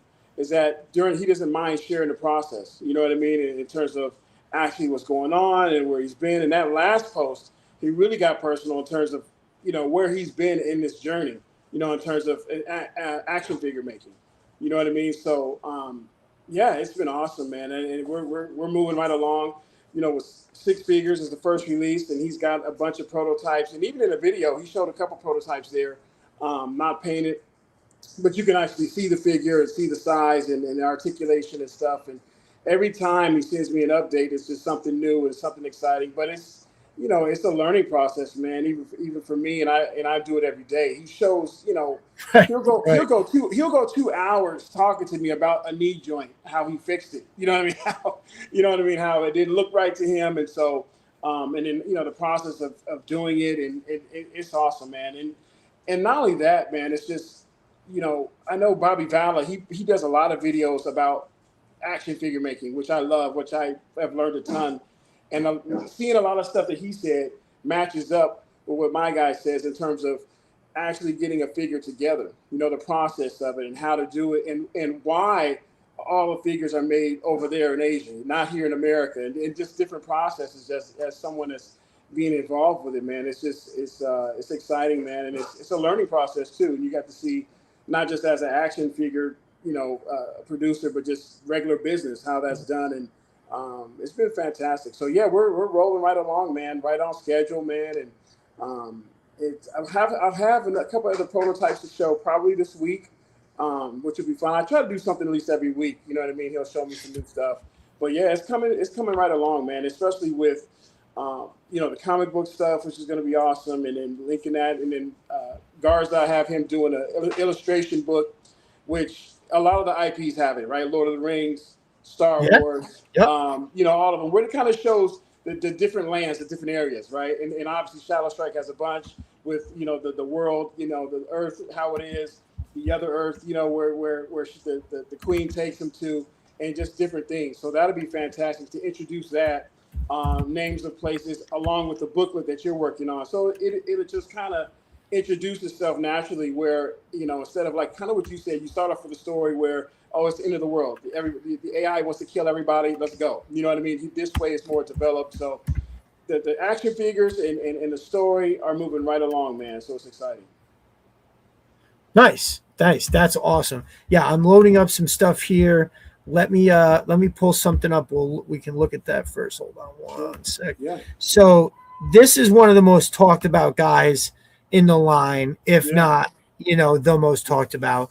I think it's super cool, and he's, the way I'm obviously writing him because he's going to be one of the first figures that's coming out in the first wave, right? Right. Yes. Correct. So yeah, the way is I'm writing him, one of the biggest challenges, but also one of the coolest things is that, I like the idea of being able to, how am I going to say this? I'm trying to make them stand on their own, right? So for somebody who is as obsessed with, say, G.I. Joe, and I'm thinking about this kind of stuff, it's super hard. It's super hard to delineate, right? And it's so hard not to be like, oh, well, this dude kind of reminds me of, Outback, or this dude reminds me of, that guy, or something like that. It's what it is. It is a little bit challenging, but I like it because then what it does is it opens doors for me to kind of say whatever, right? Because if I was trying to write Outback, then I would have to stay true to what Outback is, how he lines up in the comics, and like all that stuff. And then now I don't have to worry about that. So I think that it's that's pretty awesome. Let's see here. This is what we got. This is him coming in the package. And he comes with the trackers, and what I love about it is that there's a lot of great figures out there, hands down. I don't care if it's Soldiers of Fortune, Monster Force, Boss Fight, Valo, you go on and on. But how many times do we get the background of that character? How many, like you just said, hey, I'm really thinking about him and what he's about, and I can tell a story about him. And that's kind of what I want to do. That's really what a lot of us only know these figures. Why do we know Major Blood or Dusty or why do we know these cats? Because they gave us the story to them, right? They gave us the background to them. I don't care if it's a Cobra or a Joe. They gave us some kind of background all the way to Energon, right? And so that was natural to me, and I think that's where it's exciting for us, because actually with the figures we have a story where that's not so common right now. Even though figures are dope, don't get me wrong, but I do love that part that everybody's going to have some kind of story to them. So that's important to me. Right. I couldn't agree more. Because that you definitely, obviously, everybody at this stage in the game, that we're all collectors. We all know that we can make our own headcanon. We all know we can make up whatever we want. But at the same time, it's nice to see something that's we're also old in a sense that it's like, oh, just give me something that they like, tell me what this is. You know what I mean? here we got, so this is just a quick preview of what, so the idea is that before the figures actually show up, we're going to be dropping the booklet, and you'll be able to see a few things, right? You'll be able to see, the detail from what the comics will look like with some pictures from Garza, and then you're going to get a vibe for what we're actually looking at here. Obviously there's like you want to have like how can I say, like what's the conflict, what's the drive, what has everybody got going on, why is everybody doing the things they're doing, why are they striving to do this or do that. Let's see here. No, I think that's important, man. And I think, and you know what, we touched on the price of things, right, of figures, and it's only going up. I mean, before we started, we talked about some figures that are, almost approaching $60. You know what I mean? Right. So I think this is a way to give more to guys that are buying this, right? I get more than just the figure. I get the story. I get this. I get that. I think that is what's kind of important to me. And again, because, all I know, from what I know, that's what we got, right? We got the mailaways. We got the comic. We got when you ask a G.I. Joe fan, the first question is, were you a comic book guy or a cartoon guy? Right? They made sure they took care of every single aspect, so where you're going to know what's going on. You know what I mean? You're going to love this guy. You're going to know the story of this guy. So, I that part of it, I think, gives back. When you buy a Shadow Strike figure, you're going to actually know what's going on with that guy. Where, again, that's will kind of be one of the only people in that space in terms of that. So I'm excited for that. I like that what you were saying about too, like the like the Lord of the Rings had their booklet, and I think that was some. Here's one more of the actual Shadow Strike team. That's what we got here. This is pretty dope. Totally digging it. Yeah, we had that show about ninjas, right? And I think, obviously, this guy's in the future, but I mean, you got to have one of those cats, right? I mean, and he's going to be, doing some really cool stuff. And so you got to throw one of them in the mix on the team for sure. So yeah, some of that stuff, like you said, you always want to kind of go back to what you love, but then you can also put your spin on it, which is great. So yeah, he's one of those cats, man. Nice. That's what's up. Yeah, I like the idea of like the blades, something that like it's a touch of like, in the future, yeah, sure, there's laser rifles, but it's like at the same time we can we can defend against that. The technology is like, that laser is not going to get me because, science, I've got a thing. But a blade, on the other hand, you're up close and personal, and maybe that doesn't, I think anybody that knows the Dune, the two movies where they kind of tap themselves and they have a force field that can only be penetrated by like the slow blade, right? If it's any kind of a straight shot, or they come at them, and try to get them, you've got to get a very specific thing, which the shout out, those movies are actually pretty good. And that's a great twist, because it forced in that universe, it forces them to get hand to hand, right? Because if you shoot at somebody, they have the shield. So, the slow blade penetrates the shield, right? So now it forces them to get to that contact, which is, I think it's genius. You know what I mean? To actually get that, even in a story, whether you're reading it or now, obviously, the movies, man. I think that's fantastic. For sure. Let's see. Hold on. I'm just copying something real quick. Yeah. So I love the design and the idea, the vibe about with all of these is just, it's just awesome. Let's see. I've got some picks that I pulled. I feel like I'm missing something. Oh, here we go. So this guy right here, super cool. Yeah. I mean, and that's a prototype. You know what I mean, in terms of where we want to go with the Arctic scene, right? Because we are going to have some Arctic guys, and you want to take advantage of that, right? Because I mean, I remember last winter when everybody was taking all those Arctic shots, right? They were fantastic. Everybody's freezing their butts off in the snow on the East Coast. They were fantastic. And now we have a bunch of figures, and now you got, Mosmine with all his Arctic stuff coming out. So we definitely want to be a part of that and have some Shadow Strike Arctic guys. And we are going to have a big Yeti. That's going to be awesome. This Yeti is going to be, I think it ended up being 7.5 inches. We call it the Yethrand. So that's going to be sold by himself, which is going to be awesome. I wish I had some prototype photos tonight. I was trying to get some, but I'll have them this week. So that'll be great to kind of do, with Shadow Strike, but also with other lines too. He's going to be huge. One of those figures that's kind of like a juggernaut size, a big Hulk size, figure that's going to be in the line to accompany with these Arctic guys. So it's going to be, it's going to be pretty dope, man. We're excited for it. That's awesome. Yeah, it's, and it opens the storyline so much as well, where, hell yeah, of course, like you're saying, of course we want to, so one of the articles that I wrote for Serpentor's Lair this week, yesterday, right? I forgot what that. Yes, it dropped yesterday. Or was it? Anyway, one of the things that's always captivated me about G.I. Joe is that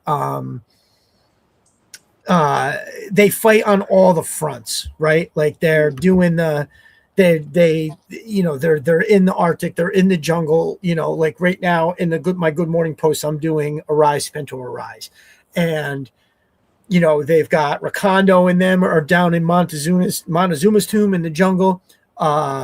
They've got they're in Russia in the freezing cold, going up against they're looking for the tomb of Ivan the Terrible. There's dudes underwater. It's just there's something about that adds to the entire story of everything, and it just, I don't know, it just really, it works for me. And I feel like the expanse, the broad way that you can tell the story with the figures and everything else, I think that's fantastic. Well, yeah, I mean, that's, I think that's what, because you have to look at, I mean, obviously, we're super small, not even on the same level as anyone, but where you can, in some ways, I don't even want to say it like this, but some ways give back, I should say, is technology allows you to do that, right? Technology allows, to kind of to tell those stories or do things a little faster. For someone who's, a small maker like myself, and then teaming up with people to build a bigger universe is much easier now than it was before. So, dude, I agree 100%. That's awesome. That's awesome for sure. Yeah. So I feel like it's just like our community is going to have its own brand, right? Like this will be the community's brand. So I think that part is super awesome. So these are great too.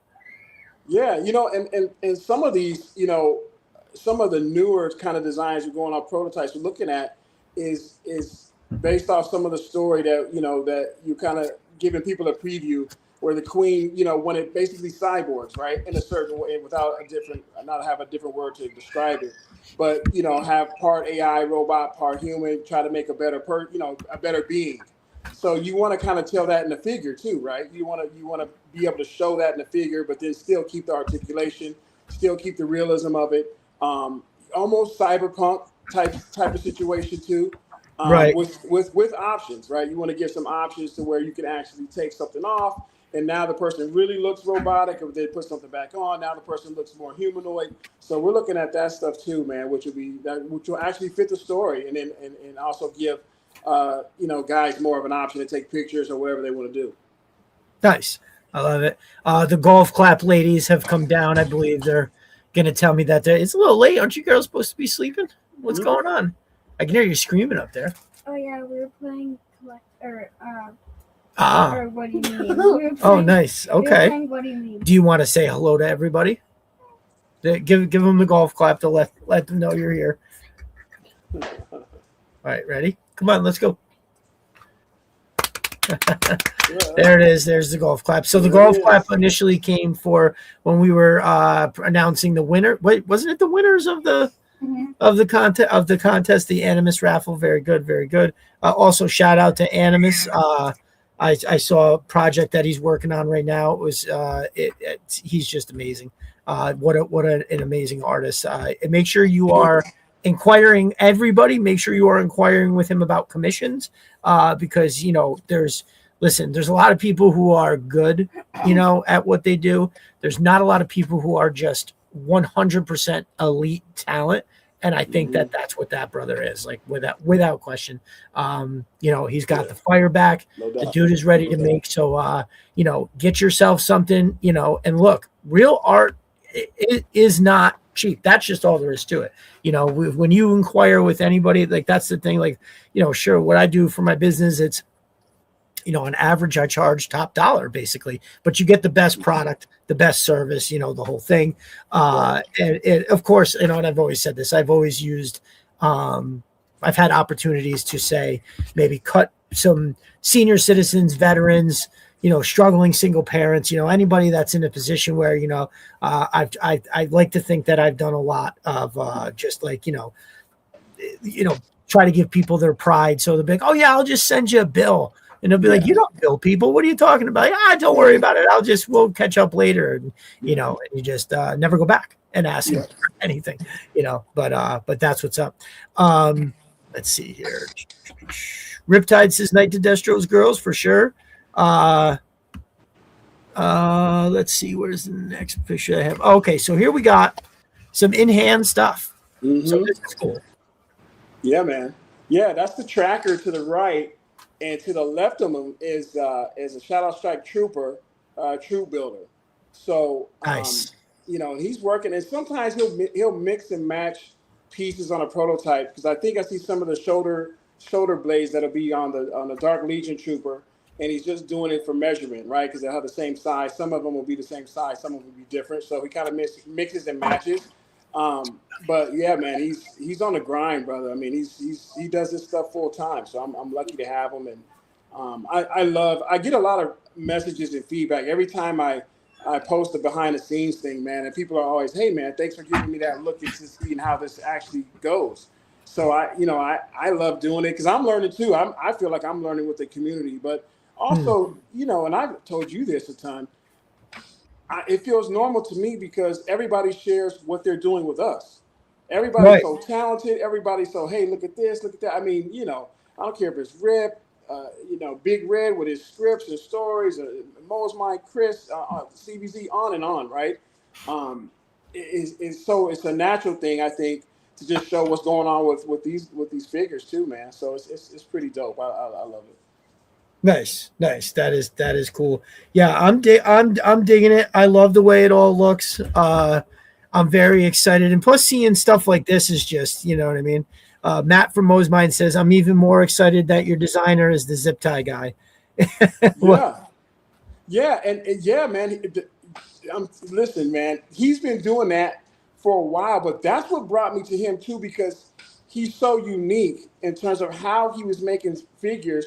He was using articulation with a zip tie, and I was like, how the hell is he doing this? So he's been doing it for years, and they're awesome. I mean, he's got guys articulation doing the splits, doing the Jean-Claude Van Damme splits. You know what I mean? So 6.3 guys, right? And so it looks like, as you see right there, he's big on that. And so I said, hey, I want to do a line. I'm not sure, we could do the zip tie thing, but I mean, if you could do a regular figure like that, I mean, I'm all on board. And so, yeah, he, like he explains in his video, he does do regular figures that are like commercial type figures, but he's big on all that, all the articulation to make sure that it can do every single pose that photographers love. That's kind of his main thing. And like I said, he's super unique. He put himself out there. He's a family guy. He has his kids, and a lot of times in his videos and stuff. And I love that about him too. Awesome. That's what's up. Yeah, that just to show off the articulation, there is that. But let me go back to where is it? Just to get another quick look. Ooh, what did I do? Where did it go? Oh, there it is. Just to get another look at these, because this is exciting, because there they are, right? Like, we're getting places. I'm digging the upper. I mean, they're both fantastic, but the upper on the Troop Builder, it looks like it's kind of, it's like a vest style, with the detail on the front. I think it looks fantastic. Yeah. Yeah, that's fucking great. Matt says amazing stuff with material anyone can get. Right. Well, that's the beauty of being able to take, because like like say, just to reference Brother Animus again, everybody has access to the paint and the canvas and all the shit. It's what do you do with it? That therein lies the talent. We all got the access, but what does that look like? So New Orleans Dookie says, dude, all I can say is I have the greatest of respect for your willingness to do all this. I'm just a doctor and shit designing an entire universe. No, that's what this is. It's crafting it. That's why I'm happy to help out, because to design the figures and then for poor Brother Block to try to write all this stuff and everything. It's a lot. Hey, listen, man. I some cats are afraid of making a team thing or trusting people. Man, this community, brother, anybody that can do anything. I'm a team guy. Like I've always told you since I've known you. You know what I mean? Is that I only know about being part of a team. You know what I mean? And I know that being part of something bigger than yourself is where you want to be, and that share that success with other people and being part of it, man. That's where you get the joy from it. You're a millionaire. You make an action figure line. Well, what to do? Yeah, you want to do something else. When you have some people that you're involved doing stuff. Some other guys have done some stuff. I love it. You know what I mean? I lean on guys. I send pictures to guys, say, what do you think? Whatever, because to me, that's the journey. I'm a basketball guy, but Kobe always stuck with me when Kobe, he's one of my favorite players, said, it's not about the championships. It's the journey to the championships. That's what he loved. Right. And I really understood that because I've won a couple of championships, not on that level for sure, but the practices, the hotels, the restaurants, the times those are the times I remember. I don't remember some of the games for sure or what I did in the game, but I do remember us doing some craziness at the hotel or whatever, that we're dragging. Right. These are the times, like I'm talking about the figures. Everybody's like, oh, what's up? Giving their idea, their info, or their input. I love it. I'm one of those type of cats, man. I love when everybody's involved, dude. That's just me. I know everybody's not that way, but I'm down with that. Awesome. I love it.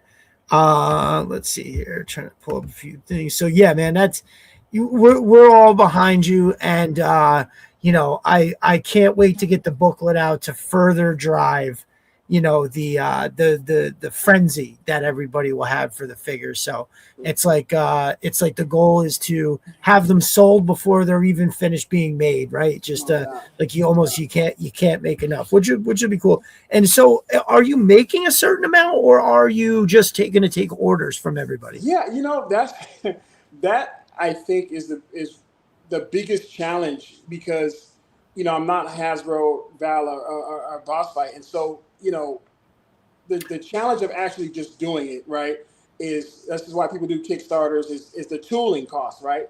Tooling can cost from $75,000 to $200,000. Crazy. And once something so crazy, and then once you do that, then it can be down to $5, $6, $7 a figure, and you're kind of rolling from there. Obviously, there's more things involved, but right. I didn't. For me, I felt like, well, if I want to prove myself first, you know what I mean? Put some skin in the game myself. There's nothing wrong with doing it how cats do it, for sure. They're awesome.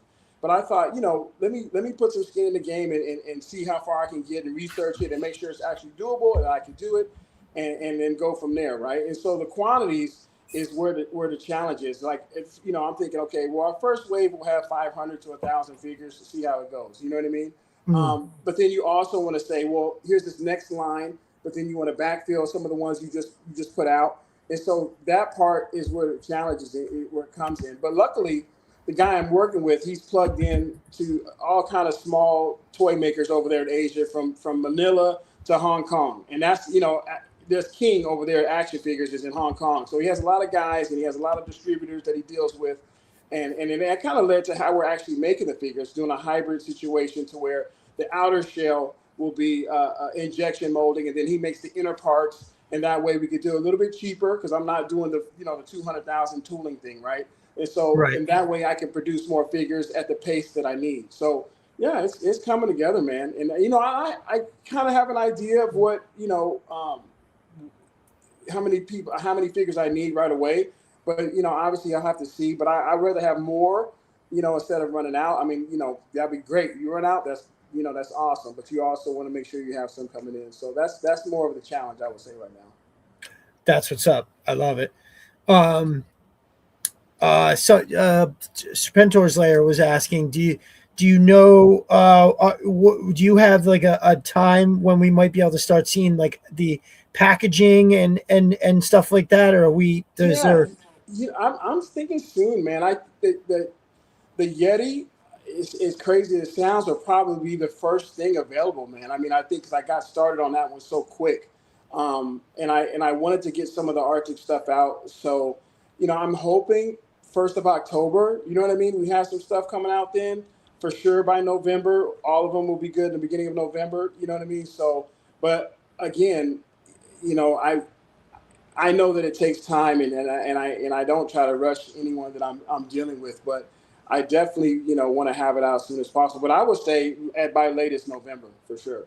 But I would love to do October. I'd love to be like right in the first week of October would be fantastic, or sooner. I think the Yeti will probably be next month. You know what I mean? Which would be exciting because that thing is huge and it looks fantastic. So no shit. Yeah, man. Yeah. So that's awesome, brother. I love it. Yeah.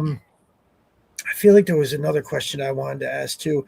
Well, I know that the community is in fact like already foaming at the mouth, and I'm super excited to to get going on releasing this booklet. I think what I'm looking at is, so next weekend I should be done with the upstairs, meaning like my remodel. For the second floor, everybody will be moving back into their rooms then. So tomorrow I've got an incredibly long day tomorrow. But I have to start super early so I can make sure that because I want the kids to help paint, even though I'm probably going to go over what they did real quick with the roller. Yeah. But I want them to feel like they're helping. They've really been stepping up around the house lately. Like I had to have a talk with them about I've spoiled them kids. I've treated them like two little princesses, and thankfully they're not assholes because of it. Yeah. But they definitely got used to like, can you get me this? Can you get me that?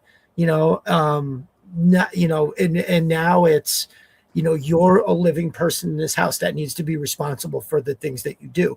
If you make something to eat, which is okay that you do, and you go sit down in the living room, you can't just leave your bowl and the spoon sitting on the table. Like, this is how we get ants. This is how, you know what I mean?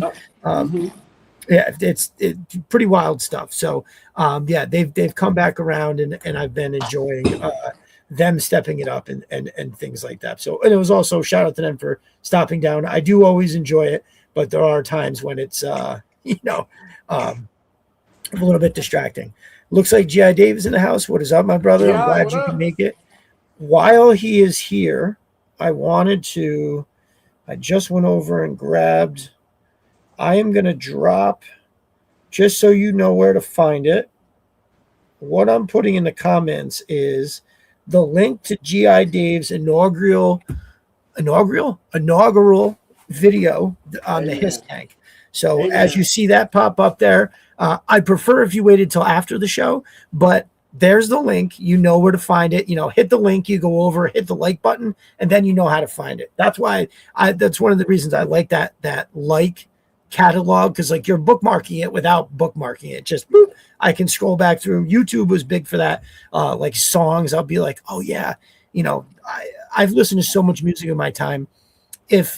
If I'm looking for something to listen to, I just go back through my likes and I'll pick up something. Like, I've really had enough of this algorithm bullshit, to be honest with you. Because me too, brother. Me too. Well, dude, I think I talked about this. Was it last night or the night before? It was like, it's like I'll go on to HBO Max or Amazon Prime or Netflix, and you look, they break it down. They're like, oh, here's action. Oh, here's suspense. Oh, here's something because you watch this. It's all the same movies just jumbled around in the category. One time this is how absurd it is. One time in the category, it said, because you watched the movie Lucky Number 11. And then the third movie in was the Lucky Number 11. It's like, oh, because you watch this, you should watch it again. Yeah. And it was like, I mean, I've watched that movie 3 or 4 times. Big recommendation. Every time I bring this up, there's always people that don't know it. If you've never seen the movie Lucky Number 11, you have to absolutely go watch it. I'm not going to spoil anything. It is fucking awesome. I say that because I did just watch it like last week, and it was every time it comes up, I'll always throw it on and I'll give it a watch through, and it's like, yeah, it's pretty damn good. Riptide says, Dave, did you find the visor you needed? Oh, good question. He says, not yet. I'll probably just eBay one. I want to make sure to talk about that. Okay. Yeah. Sounds good. Our brother TJ says, great movie. It is. It's fantastic. Oh, and Dave, you're very welcome, brother. Anything I can get to get eyes on the video and have other people share it. And listen, everybody is pretty good in the community about supporting, so I'm not even sure if I need to mention it. But if somebody puts out a finished photography or a finished photograph, or they've made a video and they're putting it out there, or anything that they've put effort into, just remember to share it, right? Yeah. Because even though we are all in the same group and we're all going to see it, what that does is it helps put that product out into the algorithm more. Yeah. Right? It doesn't matter if we're sharing it amongst own people. That's how it gets out of our group. And then that's where, things go viral, and how people, because, it's not always necessarily like, especially with like a YouTube video, like what Dave has there. It's really helpful to pass something like that around Twitter, because then you're really putting something in front of other people. And just remember that the retweet takes 1 extra second. If you liked it, just retweet it. Doesn't matter if we're all going to see it anyway. It's definitely if I don't have time to kind of go through it all, I make sure I do at least retweet, man, because you know what I mean. It's important, and I think if anything, the encouragement part, right? You encouraged me to take those pictures and do that stuff, and now I'm more, I was more comfortable to doing all this, right? And it's even attempting it, right? I wasn't even sure if I wanted to do it, but that little thing right there, man, can spark, so much good. So yeah. Right. TJ says, great third act twist. When we're talking about Lucky Number 11, listen, it's not easy to surprise me. Usually you can kind of figure to a degree at what's happening. This is one of those things where you're hardcore going, oh yeah, I know what's going to happen at the end. They're going to blah, blah, blah, blah, blah, blah. But then what happens is so not just completely not predictable. You're also blown. You're like, oh my fucking God. So again, if you haven't seen Lucky Number 11, please go check it out. I can like almost guarantee you will not dislike it. Snow Leopard says, that's why I repost so often and share all of the links. 100%, brother. Dude, listen, I can't stress to you enough how great of a supporter you are of everybody in the community. Like, without a doubt, you do us all a service, but like for sure. It's Assholeian says, Diaper Island will claim it as his own. Yeah, he's at this point. It's almost like I think the jig is up with him. People like, how many views does he get? Does anybody really watch it anymore?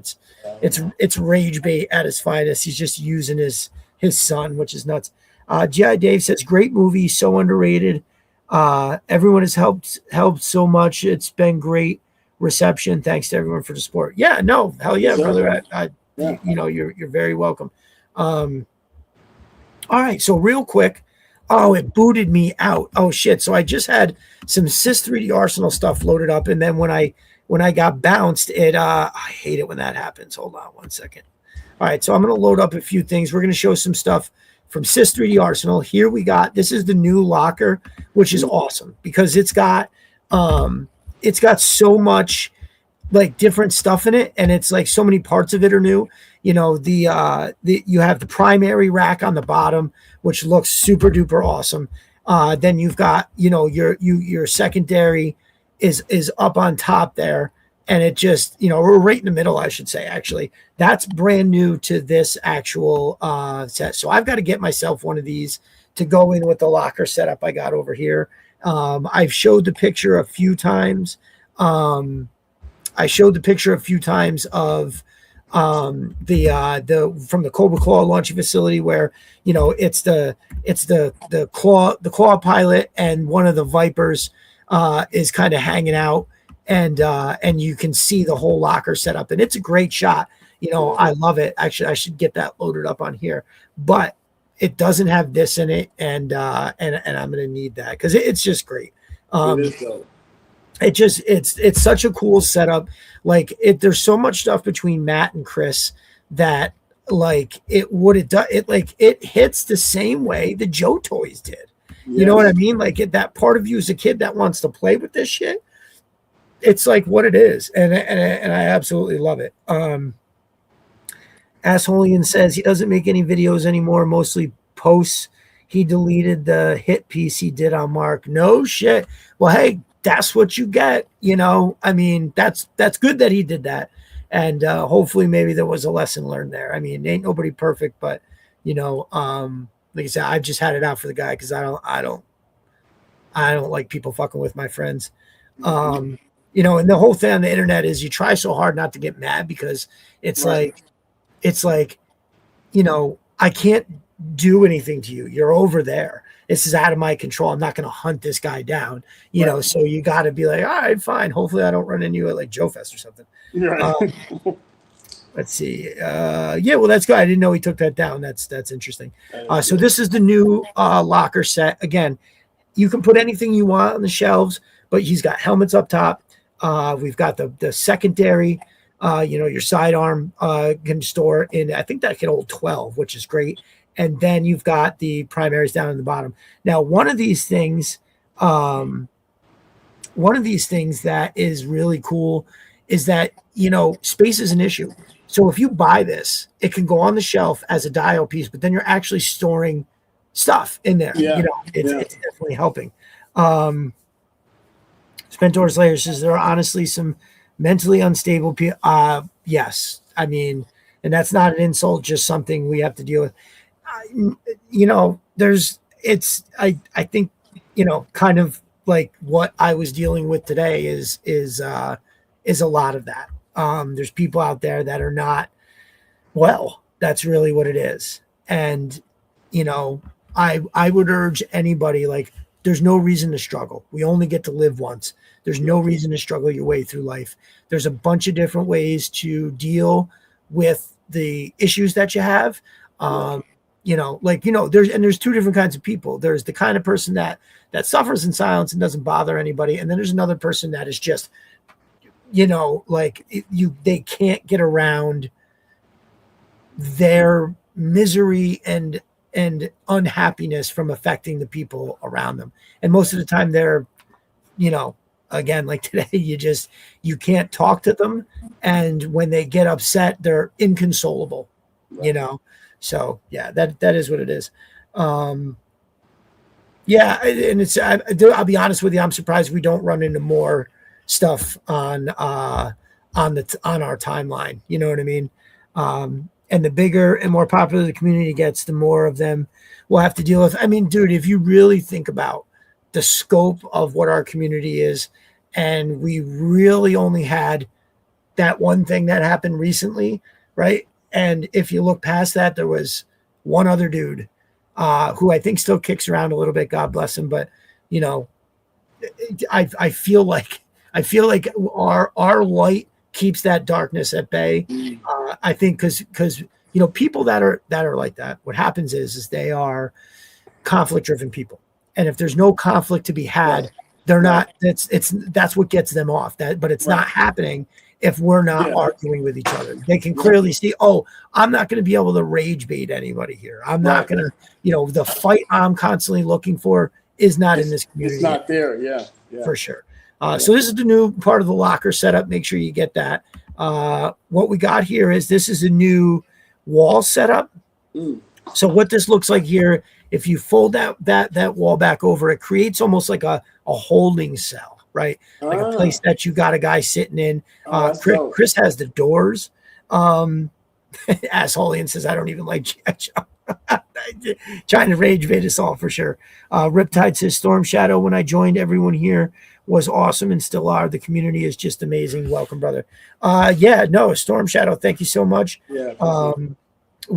I do appreciate you. Anybody that's found the community and embraced the spirit of what, it was, let's see, we're in August. So I would say by Memorial Day last year, I was pounding the table for good community, and shout out to all those OGs in the beginning that were buying what I was selling, and it gave us a steady base to build off of. And that's huge, and it wasn't just people being positive. It was like, I think I said it last week, Brother Block, I always kind of accredited you where, you talked about that empty nest thing.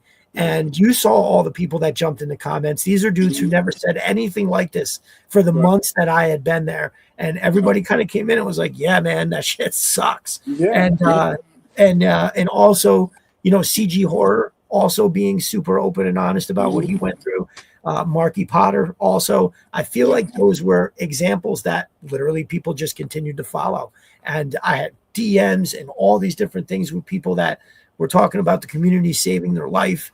And one of the compliments that always sticks with me, I mean, obviously somebody telling me that they feel like I've saved their life, the community has saved their life.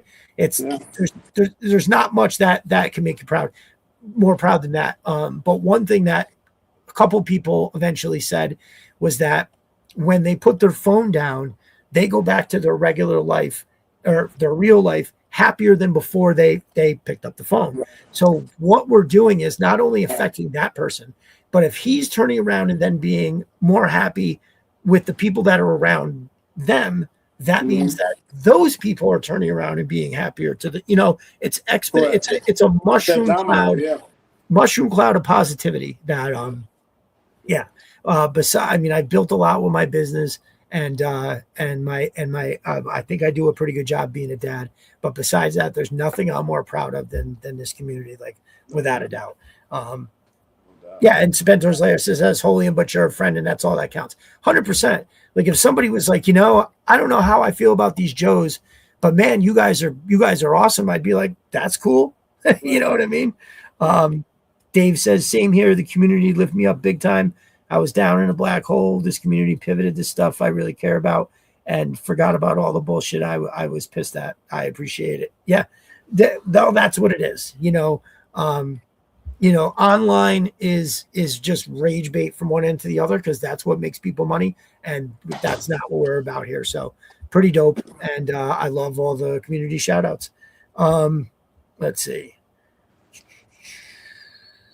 Yeah, well, Assholian, do you have a Twitter account? Go get the Twitter account. Destro Designs. Hit me up at Destro Designs. Hit me up and we will introduce you to all of us, because not all of us can come on Saturday nights, but there's some of the most positive people are here right now. So yeah, please. Definitely sign up to the layer forums. There's people over there that are talking about stuff all the time. Twitter, yes, absolutely get signed up over there. Twitter timeline, bro. That's like home base. Just sign up for the account. I'm pretty sure they'll let you use Assholian if nobody's taking it. But even if you go Assholian 111, we'll know who you are. Yeah, yep. Serpentor's Lair is on. We're on X every day, bro. We are you do have friends. Number one, all of us right here, we are all your friend. So right now there's 27 of us that are here watching and talking, 29, including me and Brother Block. Now you got 30 friends, bro. Go get signed up at these places and you will be there. Popco Frenzy says the X community is like 100 times the size of this. Yes, bro. We are rolling deep over there. I got over 1,000 followers, and then I kind of stuck right around 1,015. I would get a few people, lose a few people. But somewhere in the last week, I've gained like 40 more followers after that, because there's a lot of people that are watching and that are there. And even people who don't necessarily all engage all the time. It's just, yeah. Riptide says, hold on, I got to put that up. That's good. You haven't even met the Cadet King yet, who is also an incredibly nice and very generous man. Yeah, Cal. Yeah. Cookster7979 says the toy collecting community is generally a positive space, and that is beautiful. For sure. Brother Jeremy hosts the Facebook group The Pit. Pretty good over there too. Those guys are all right. Jeremy's great. I love Jeremy. And there's a lot of people that are over there too. But Riptide says bow down. Yeah, no, the Cadet King is the man. So here we got this is that the small walls and room, and then there's a bigger one. So here you can have something that's like, you get the whole, you can have two people in there. You can make it, you can turn it sideways. You can add any parts of the armory next to it. It's just crazy.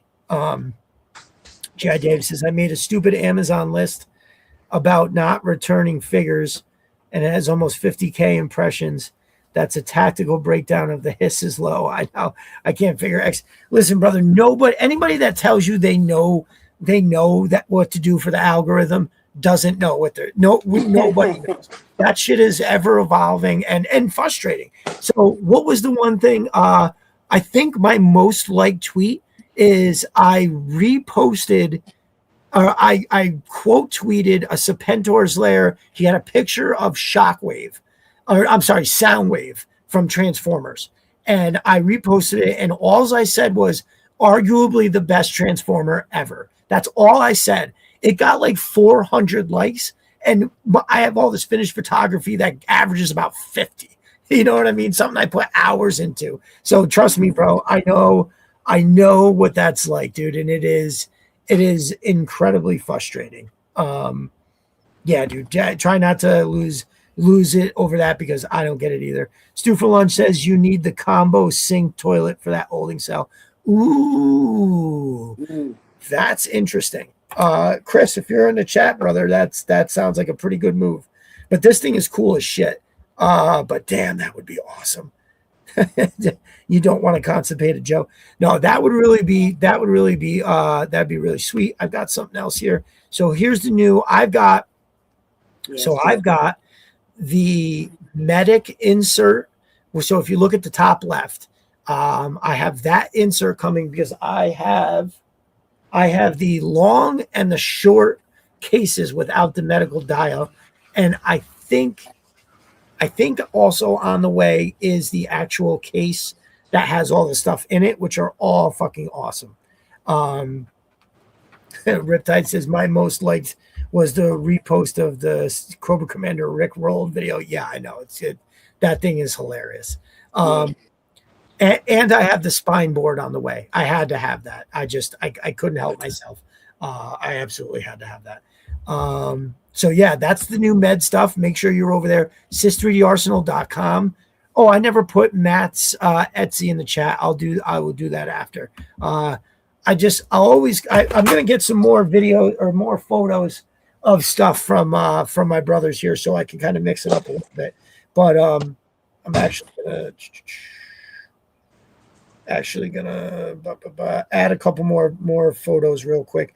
So I love this. And if you look in the back, it is all of the the locker setup that I have, and which goes hand in hand with that new piece that I was showing, the new locker where the double doors open up, and it looks like it's a new design on those ones too. But this shit, you get all the different pegs and all the stuff to kind of you can hang everything where you want it. It's just awesome. That's dope. Yeah. It really is. And look at all the mission crates and all the other stuff that is just packed in there. All the ordnance, he's got the yellow stripe for the high explosive, and it's just craziness. And it's color specific. He's got everything in the you can get the Joe green, which looks awesome. You can get the Cobra blue, which really looks fantastic, and you can get so he also does the hiss colors, which look really, really cool. Let's see. So my brother sent me this, which I'm obsessed with. And that's got something that's going to be for mind bender. Oops, let me see. I dropped this yesterday. Oh, that popped out. Here we go. It's got the mind bender. What? Hold on a second. It's got the mind bender case or the mind bender chemicals in there. So eventually, I've been talking about my HISS photo shoot for a long time, and that's going to be the first thing I do when that remodel is over. Right? I'm 100% gonna get into that, because I think what I want to do is I want to make it a lot of different shots and like video sequences, and I think that it's going to wind up being something that's really just off the hook. So very excited for that. But anyway, so you can see here, this is the kind of stuff that you can do with stuff from Sister Arsenal. You know, you can make yourself an immediate dio, and just, I mean, come on, you can't go wrong with stuff like this. If you don't have space, that's fine. Get yourself a couple little totes, buy this kind of stuff, and you're in there. You can be having scenes like this. Some other stuff that I got coming to is these awesome barriers. So I definitely have the ones that I made, which I love, but they're like a war-torn kind of thing. So something like this I could use as civilian fodder, right? Like in a saying, you know, say I got the police officers. Oh, there's two of these set up. You know, there's cops trying to hold the, you know what I mean? There's just, it's pieces like this that look really good. And it's just really, really awesome. I think Gridiron did something, but I honestly like these way better. Cannot go wrong. And it's all very affordable too. And something else that's new is I got some of this happening. So I've got a pallet on the way, and the straps, you know, it's like a tri-glide like Matt has on his sling, and also the that on the springboard spine board from Sister Arsenal. So I think that looks awesome too. So basically, y'all just remember, you know, when you're supporting my brothers, you know, let them, you know. So if you're going, what I'm going to do, see, let me grab this real quick. Go to sis3darsenal.com. That is going to get you over where you can see. Oh, hold on a second here. That's not the right one. Sorry. Go over to sis3darsenal.com, and that's where you can see all the different stuff that he makes. Because I can sit here and show you these pictures. There's so much stuff that he makes. It's just absurd, and it looks absolutely amazing. So real quick, I forgot to drop this earlier. I am dropping the Etsy link to Matt from Mosmine stuff. That is in the chat right now. If you saw what I was talking about, I talked about Matt's stuff a little earlier. That's what's up. You can go to sis3darsenal.com to get Chris's stuff. You want to use Destro Designs to get 10% off with Sis. And then you want to use Destro Designs 10 to get 10% off at the Etsy link for Matt from Mosmine. If you have the Etsy Premium, you can still order your stuff from Sis 3D Arsenal on Etsy and then take advantage of that free shipping. And I think that's what's up there. But yeah, sis3darsenal.com, Destro Designs, that'll get you 10% off. Can't go wrong. Let's see. Let's try to catch up with the chat here. Asholian says, I'm sorry, guys. I really appreciate all the support, but I'm being facetious. I'm up to my tits in G.I. Joe. I'm currently throwing a rained out barbecue and have no social media presence. Oh, no doubt. That good. It's, you know, hey, we're, you know, but just in case you decide, you know, that you want to join us, man, right over there on Twitter. That's what's up with it. I can't place the word facetious. Oh, right. Yeah, it's all good. Stu for Lunch says, my Christmas back in the day, I asked for the Tomahawk, and my dad told me he tried, but all he saw at the store was a General Hawk. He thought I wrote Tom and Hawk. Oh, my God. That's brutal, bro. Holy hell. Oh, God. Well, this wouldn't make you feel better, but I had a Tomahawk, and I dropped it, and it went nose first into a 1980s solid wood coffee table, and it split the front. It was I could never get it back together. I tried taping it. I tried doing a bunch of shit. Basically, all I used it as like a broken down fodder, and they would fight over it. I was literally doing Black Hawk Down long before Black Hawk Down even happened. Right. But yeah, thanks for sharing, Stu. That's a pretty good one. G.I. Dave says, when I wrote down my Christmas list, I wanted the Transformer Ratchet. Dad asked, oops, I hate it when it does that. Dad asked why I wrote Ratchet. That's good. That's nice. Stephen Lunch says, G.I. Dave, hopefully you didn't get a pellet filled box for Christmas. Yeah, that's hilarious. So yeah, again, the link I just dropped in the Etsy is for my brother Matt from Mo's Mine, and you can use Destro Designs 10 over there to get your 10% off. Go to sis3darsenal.com, use Destro Designs, that'll get you 10% off. And again, both these guys keep coming up with new stuff that's amazing, and that's what's up. Now here we are. Listen, I don't know if I said I was keeping this early tonight. I wanted to end right about 10:30 at the latest because I just have a bunch of stuff that I absolutely have to get up and get going on early, and I can't do an all-nighter. But I am going to do this. I am going to open this for everyone. Maybe I'll take myself out of the package over there. Let's see here. I'm going to open up this Deep Six, and we're going to talk about it. So let's see. Now, you know what? I kind of want to try something. I wonder if I use, let me see here. I wonder if I try to join. I wonder if I can use my phone at the same time. Let's see. I'll mute it. Leave the camera on. All right. Enter the studio. Oh, look at this. Look at this. Okay, so now can I reverse the camera? That's going to be the question. All right, hold on one second. Let me get my, hold on. Now we're talking. I wanted to try this the other day, but when we were on the birthday show, so I could get something else going. So yeah, I got it muted, so I'm not gonna. Let me see here. Experimenting live on the air. There's only one way to do it, right? You can read about it in the books, but once you get out there and get going, that's when the rubber meets the road. All right, let me move this over a little bit. Let me move this up over here. Well, I wasn't sure how that was going to work, and I think as long as I have it muted, there'll be no whatchamacallit. All right, so now I'm just going to use this.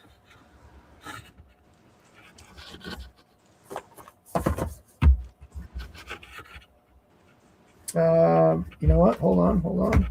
A little more adjustment. I know this isn't the. This is what they would call like TV cardinal sin for the TV. But if this winds up working, yeah, now we're talking, right? There you go. And now let me see if I can turn it a little more this way.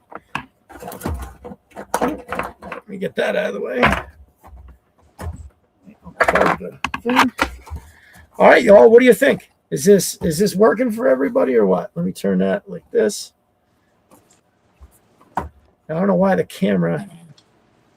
All right, so now we're talking, y'all. Check that out. What does everybody think? The Jersey Eddie says the Joe community got me through my mom passing, then my dad being in the hospital for 4 months as I watched him die. The people in the community got me through all that. Wow, brother, that sounds tough, dude. I'm glad that we were here for you. And I'm sorry. Yeah, definitely sorry for your loss. All right, so here we go. I'll tell you can feel it. You can feel it. Now oh yeah, I saw you did a picture on the shelf, Brother Block, right? You got yours is open. Yeah, man. I put it with all the divers I got, man, and I put this cat in the center, man. He's large and in charge. Ain't no doubt about that, man. All right, so now I just got to get it. Hold on. I don't know why. I got it. Okay, there we go. Now we're talking. So I can't really get. It would be better if maybe if it was straight up, but this will work. So I feel like it's definitely got. Sorry for the. There, I'll mute my mic while I take this out because it sounds awful.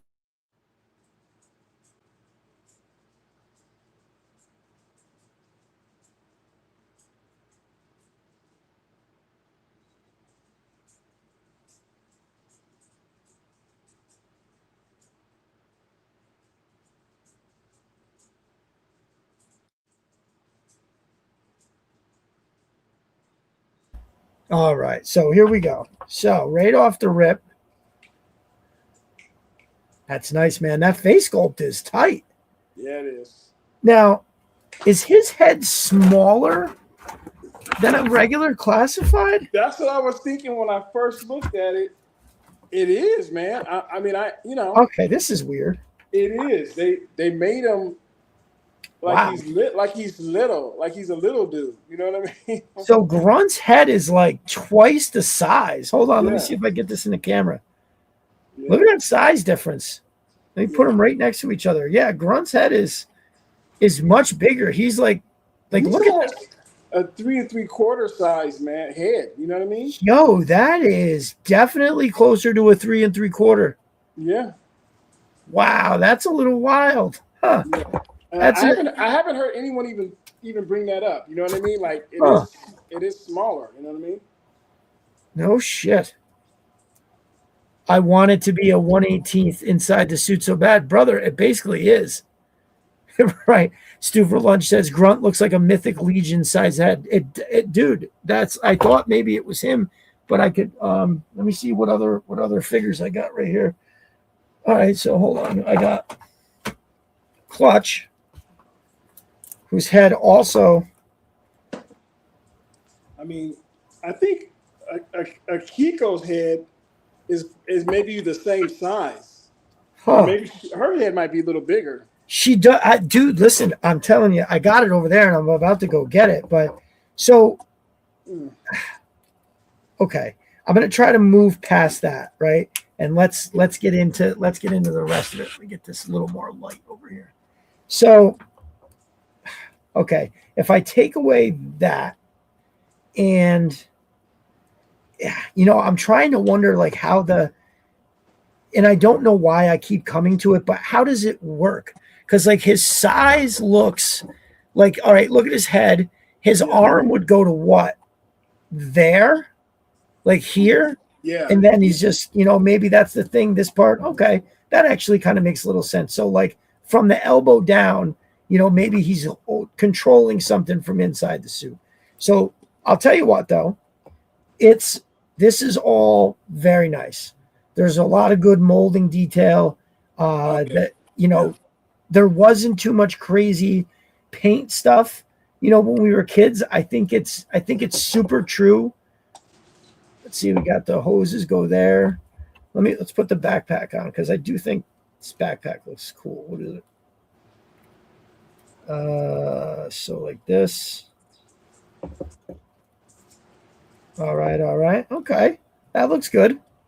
I'm digging that. It fits on there. Like it's tight, fits right, looks good. Okay. That makes sense. I do like the 2 helmet options because here we've got, off camera. This is dome is basically just like, what we were looking at when we were kids. It's very similar. Let me see if I can put this on. I don't know which way it goes. I think it's like this. And maybe it's the other way. Let me see here. I'm really happy this worked on my phone like this. It's pretty dope. Let's see. So there's definitely like a tab thingy. Oh, hold on. I think.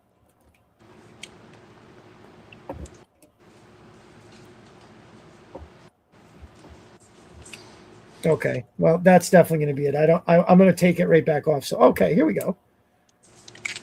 That's awesome. That looks super dope. Now, it definitely gives you moonwalking vibes, which is basically what you're doing down at the bottom of the ocean. Mm-hmm. But let's see here. The helmet pops the yellow, looks so cool. I agree, Stu. I think it does look pretty good. Jed Dave says it makes no sense to me. I passed on this one. His wrist is at his elbow. It looks good. I just scratched my head. It's the proportions are weird, but as a figure, I'm fucking digging it. Now, this here is also pretty badass. Now this is, for all of the things, because Dave, I feel the same way that you do about those proportions, but I'm going to be honest with you. It just looks so fucking cool. It does. It's just a cool ass figure. It's one of those things where you just gotta suspend that part of it because it looks so good. You know what I mean? Right. Now I know this exactly. So now I I like when I saw pictures of it, I was like, oh yeah, okay, that is pretty cool. But it looks like it only goes on just this one arm. Let's see how good it goes in, because I like it when it like that backpack went in nice. Yeah. Okay.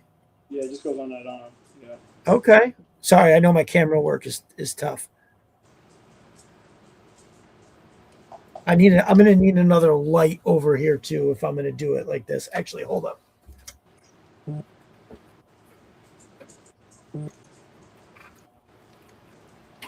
Now we're talking. So this is pretty dope. Your Munganor. I'm assuming that's some kind of a something supply or a type. So I like this, but it looks very warheadish, but it's got a rope to it. So kind of as I was talking about on Destro is my spirit animal with Brother Mark, that underwater weapons oftentimes have the string, because once it does its job, it can come back. And you can pull it back. Here, let me turn that so that light's not blinded. But man, so let me pop this off. Okay, so I did have his head down. Let me push it back. Yeah, man. Let me see if I can get the light directly over so you can see in without glare. There we go.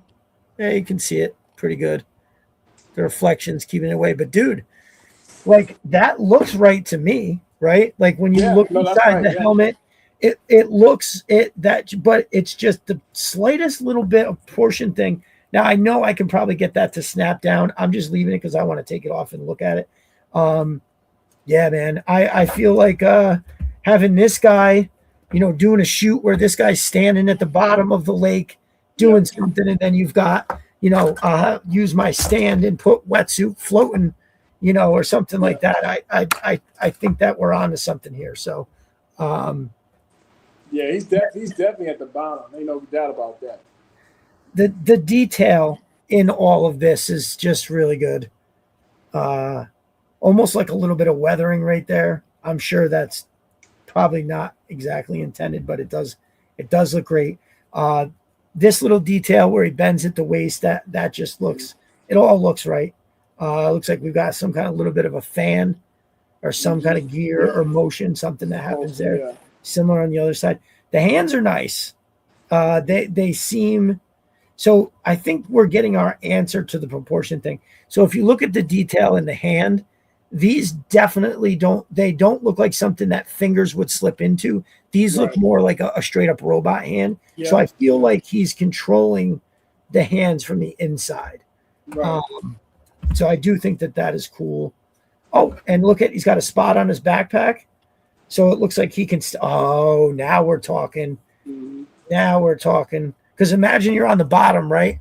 And as an emergency thing, you just hit the button and this thing shoots up to the surface and helps like pull you up or something like that. All right. So you know me, I'm a sucker for, even just having that one paint app right there, that little line just makes it kind of pop. That one right there is also black. Dude, so, I didn't pre-order this because I wasn't sure about it. But when you sent me the picture, Brother Block, I remember going, I zoomed in and I remember being like, that looks way different. So, man, what did you think, Brother Block? Did you have any? Well, first of all, I couldn't believe it was even there. You know what I mean? Like, sure. So I didn't know what the hell, because I just went to Target to start my day. I was going to grab something. And, I always go through the toy section like we all do. You know what I'm saying? And I looked, and they had the ninja tag empty. You know what I mean? The scarlet and the shebang empty. And I was about to bounce, and I seen like the little Joe thing at the bottom, and I'm like, "Who the hell is that?" Picked it up. It's Deep Six, and I'm like, "What the hell?" And I'm thinking they must have made a mistake, because I'm looking at my phone. It says it's gonna come out till October 1st, and fuck, man, it was crazy, man. And I'm thinking, is this some kind of promotional thing or something? You know what I mean? But man, it's fantastic, man. For whatever reason, I mentioned this to you before. We do have some stores out here, and this is just Target. Target is super unpredictable, super crazy for sure. But we do have some other stores that get figures early and stuff like that. So I I don't know, man, but I love it. It's a great figure. You know, like everyone else, I was wondering the size of it. You know how where does he fit in terms of the suit? But then also, they talked about having a shark. They're going to have a shark. So I always wondered about how is that thing going to fit in the shark? Well, I think that's the thing that I'm going to say. That's why I don't think it came with the shark, because if you made it to fit this figure, it wouldn't fit the rest. So I mean, I don't know. I say that, but then like let's just say, okay, look at him next to the Praetorian. It's not that much different, honestly. He's definitely, obviously, this is super beefy. The arms are obviously rather, whatever. But what I was hoping was that they were going to do a shark, and then on the bottom of the shark, they would have something that he could attach to the bottom of the shark and float underneath it. Because if you remember, the shark had a peg on the bottom. I'm pretty sure it did, right? Right. And Yes. with that, with that, it's if a shark came with that, you stick this dude in the bottom and have literally anybody else on the inside. Mosmine says it's interesting how they peg the backpack. I would be surprised if the shark has a way to use that. It is a little different for sure. Yeah. And Matt, you said that the paint looks good through the camera. Nah, dude, it's good. So I feel like they've nailed the colors on a feel like wetsuit. Like his colors are iconic, right? That teal, that particular shade of orange, and I think that they did a really good job. Man, I now that it's in hand, now I'm this is look at the boots. Articulation's pretty good for such a big, clunky kind of situation. I don't know, man. I'm going 8.6, 8.7. Yeah. It's, I mean, I'm trying, even in my mind, I'm going, why isn't it a 9? Why? Because honestly, the detail is incredible. I think despite what is the initial visual grab, right? When you first initially look at it, you're like, why does that look that way? And I think that's a valid, I don't know about complaint, but more of an observation. Yeah, see, look at how the foot even wiggles the side to side like that. Like that's pretty good. I feel like I feel like they took the figure from our childhood and gave it that classified pizzazz. They stayed very true. Now this would have worked as a retro, I think, as well. Like they could have made it. Yeah. They could have made it way different. We just kind of went through this with airtight. The mainline airtight that we got is exactly what I would expect a retro to look like. And I think that's kind of what they did here, but maybe that's just their way of saying, yeah, you're only getting one of these. But let me take this off and play with it for a second. What do we got here? Ooh, wow, look at how long that is.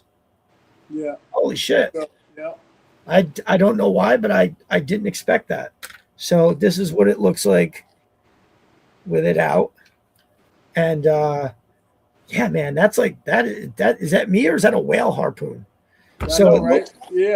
looks like you can go like this, already getting ideas for the shots. You can have them loading it back up. It's something like that. Let me see. I don't know if I'd be able to bend it enough, but yeah. Nice. Yeah. So, and then let me just slide it back in. I didn't wind up, now that can kind of hang out, although I would prefer it to be wound up. But yeah, let's see if I can wind it and have it kind of go to the bottom and come back up again.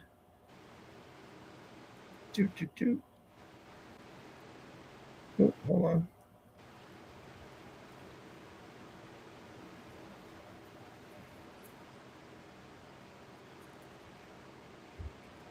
Okay. Yeah, I kind of like it with a crisscross. Let's see. I'm blinking. Look at me how I got to close one eye. Your Munganor Harpoon Systems. Okay. I wonder if that's something that was, I wonder where that comes from. I wonder if it was written, on the original one, or if that's just like maybe it's a brand name. Somebody paid to have that on there. But yeah, I'm sorry. Was I holding that in the right spot right here? Your Munganor. Pretty cool. Mm-hmm. Yeah. So I don't know, man. I said 8.7, but I feel like it's a 9. I feel like they took the thing from our childhood and made it perfect. I think I remember them saying that, Lenny saying that on another show, and they were asking about the stuff he made before he left, and they asked him about Deep Six, and he said, from what I remember, is that he wanted to give us something from our childhood instead of doing a complete new take. You know what I mean? Okay. Mm-hmm. Yeah, I feel like I never. So there's so many figures that I had that I've never taken pictures of. Like I never took a picture of Wetsuit. You know what I mean? And Wetsuit's about to get his due with our boy here, because this is just too fucking dope. Man, I'm really stoked about this bit here. That this is what we got. Yeah, so that goes on. So yeah, man. So Brother Block, thank you so much for thinking of me, my dude. No I doubt, cannot tell you enough how much I appreciate you. I'm so glad that I got it. I'm glad that you got one too, and then Commander Unicron got the other one, right? Yeah, he just hit me up. He was like, "Hey, is there any more?" And I said, "Well, let me circle back." and matter of fact, when I went back, they had some more. So I was like, "All right, I got you." So, and like I said, man, if I post something and some cat in the community says, "Hey, is there any more, anything like that?" I'm gonna grab it for you, man. I don't care. You know what I mean? I'd rather us have it, so it's all good. So he just hit me up, boom, sent it to him next day. He's loving his. He took some photos, some really cool photos too. So yeah. Nice. All right, so yeah, I think my final answer on this is I'm saying it's a 9. It's super awesome. I love the way that it looks. Again, having it in hand is really taken away from the feeling of that it being, Yeah. I think that's what that is. He's one of those figures where when you get him in hand and see kind of what you just went through that whole process, I think that's when people can really see what this figure is really about, when you actually get it. Nice. Hell yeah. And it looks cool. It really does. So, and you know what? Let's see, what time is it? 10:52. All right. I'm just gonna kind of get into this real quick. So just to give you oh shit, knocked it over. To give you, so I don't know if you could see it in the light, but on the packaging, they have in like a reflective way is the streams of light from the cartoon. When Cadet Denning turns up the volume on the lights and shit, so I really wasn't sure how I was gonna feel about this until I got it in hand, and now I have to say that I appreciate it more, as is usually the case with a lot of this stuff. So now, let's see. Oh, they're strapped in. Why do they do that to me? It's strapped in. Son of a bee. I think I might have scissors over here somewhere. Ooh, there we go. Oh, nail clipper action.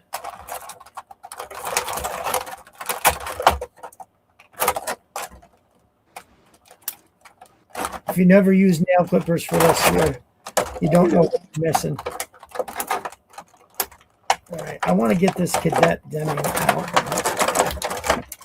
Why do they don't normally strap this shit in? Like, what the fuck? No, not all the time.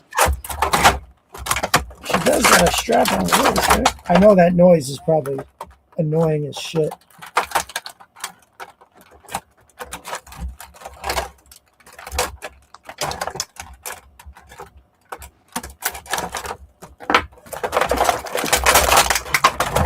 All right, so it looks like the one head of hair she's got like a nurse's hat on that I don't exactly remember, but so bam, look at that face sculpt. It's pretty good. The eyes are good. I don't think the camera is showing it as well as I wanted to, but it's dope. The body is obviously the same as the female Crimson Guard. Okay. Oh yeah, yeah. So I got 2 of the red ones, and I'm going to put the blue one in the middle. So I can't wait for that. I'm just going to go ahead and put her. Hold on. Does she have a helmet, or is this a separate head? Okay, it is a totally separate head. Oh, it's got the little black glasses.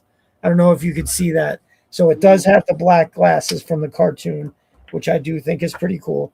And trust me, after getting this, when I saw like the lights on the cover, and I just recently watched the episode, I think it's pretty cool. I do wish that they did. I don't think you could see the neck. Now, see how they got the neck is black in here, like it's covered. I kind of wish there was something going on with that, but I guess I understand why. Because if you put the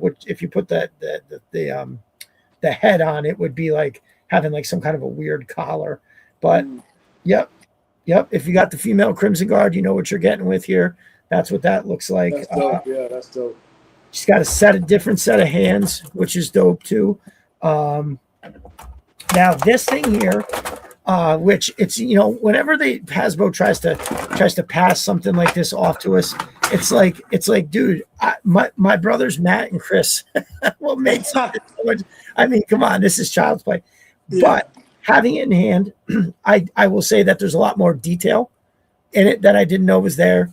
I will stand this up. I will put my mass device, things in there. But I have the thing from Chris that my mass device canister's staying, but I'll get a 3D printed chair and you can make a pretty decent display. I'm actually much more interested in that aspect of it than I was before. There's no doubt there. Oops, did I just drop? I think I lost her hair already. All right, so now what we're all waiting to see here is me. Does this look like me as much as we thought? Because truth be told, when I was on with my brother Laserpants on his show 3POA in the midweek mayhem, he had a picture of this that as soon as he pulled it up, I was like, what? And it wasn't, it was not. So I'm going to take oh wait, hold on. Where's this? Hold on a second. So I did that wrong. This part must come off. Wait, oh, this goes over, is it? What? How does that? Oh, okay. Okay. The bandage does come off. Hold on a sec.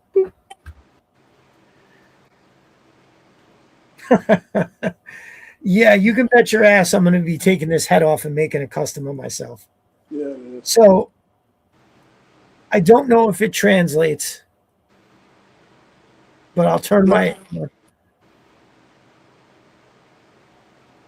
That's the custom.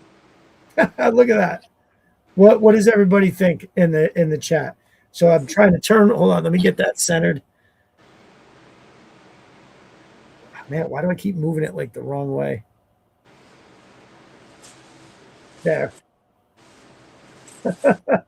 That's crazy. That's the custom piece. Yeah, man, for sure. Now, I don't know if you saw how I pulled the hair off. Oh, why am I not? Okay. I don't know. I pulled the hair off and it's the same head. And then they have this. Look how seamless that looks. That's actually amazing. Yeah, for a second, I didn't think this was coming off. But there we are. Oh, it looks like everybody's getting a good kick out of that. Let me roll back a little bit. Popcorn Frenzy says, I want like 12 of those blue guards. Yes, brother. I 100% do. G.I. Dave says, I wish Hasbro sold bag troop builders. Oh, listen, man, please. Yeah, yes. Just 10 of something. Stu for Lunch says, I hope you don't charging me rent for being on the screen that long. No, that's all right, brother. Oh my God. Did I leave that up there? Hold on, let me take that up. There we go. So, I did it. Hold on. Oh my God. Nice. There we go. Because I was using the old finger thing. That's funny. Mo's Mind says it's interesting how they peg the backpack. Oh wait, hold on. I'm way down here. Yeah, no charging for that, brother. You live rent free up in this bitch. Meters running. Serpentor's Lair says, "Oh, it translates." Everybody getting a kick out of it. So yeah, it's definitely. If it was long hair, it would obviously be a little bit closer.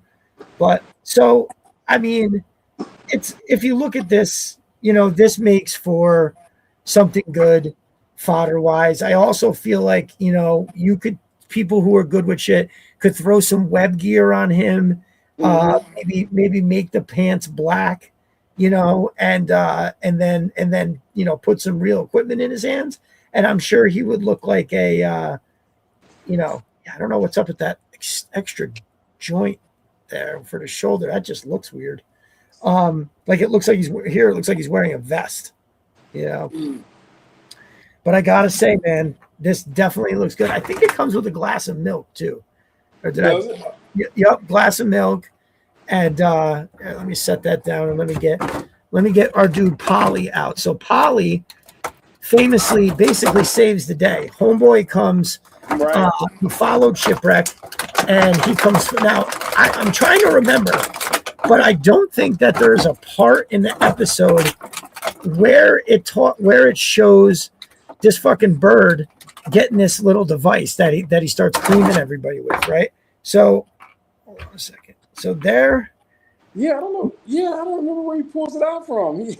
He just flies in the room. Yeah, he just has that joint. He calls the other bird a phony baloney, and then he zaps the shit out of him with this. Yeah. And he keeps it. He holds on to it. Yep. He's like, bam. Do I got that in right? I feel like do I got that backwards or some shit? No, that's dropping everything already. So, I gotta say, I feel like what got lost when people were super critical of this set is that it's an SDCC exclusive. They don't have they're not trying to give you this very popular figure and hiding it behind the wall. Noghide's Hot Vet says, "Holy shit, classified Destro Designs, Mike." I know, it's really wild. Hopefully they send me a check. How cool would that be? Starfighter says, "Tape the Deep Six head off and put it on the grunt body so that we can see the scale difference better." Oh, that's probably a good idea. Matt from Mosmine says, "I hope eBay is flooded with him from army builders." It might be, bro. And if that's the case, then I can make a bunch of Mike customs. Just pull the head off and put it on Destro V2. Yeah, that would be fucking sweet. I wonder. I think I have that right here too. Hold on. Doing it.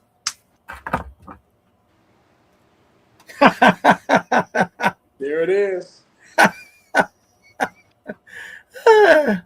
That's funny. Good idea, Dave. I mean, it is. Fucking A. How funny is that? I love it. Yo, that's what's up right there, though. There it is. If anybody wondered, here I am. Yo, Shipwreck's head fits on a lot of bodies, man. I'm telling you. Yeah. Oh, yeah. I agree. Pop Cult Frenzy says, "New profile pic incoming."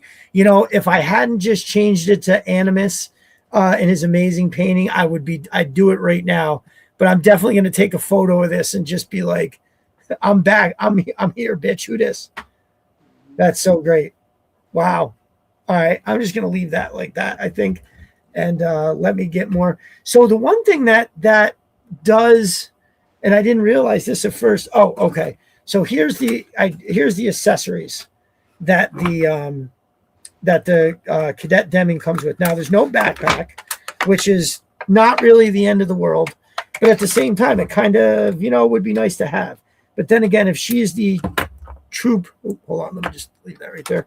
If she's the troop leading person, between I have two female Crimson Guards, I got to open the other one, and then. No, actually the other one is open, but I know Cadet Denning is supposed to be, the cadet, but I feel like let me just put all her stuff together here. But I feel like her being, I only have one. I'm just going to put, so Pentor's Lair. I have another one of these that's for you. Regardless of how we work that out, I'm consider that one yours. We will that's coming to you.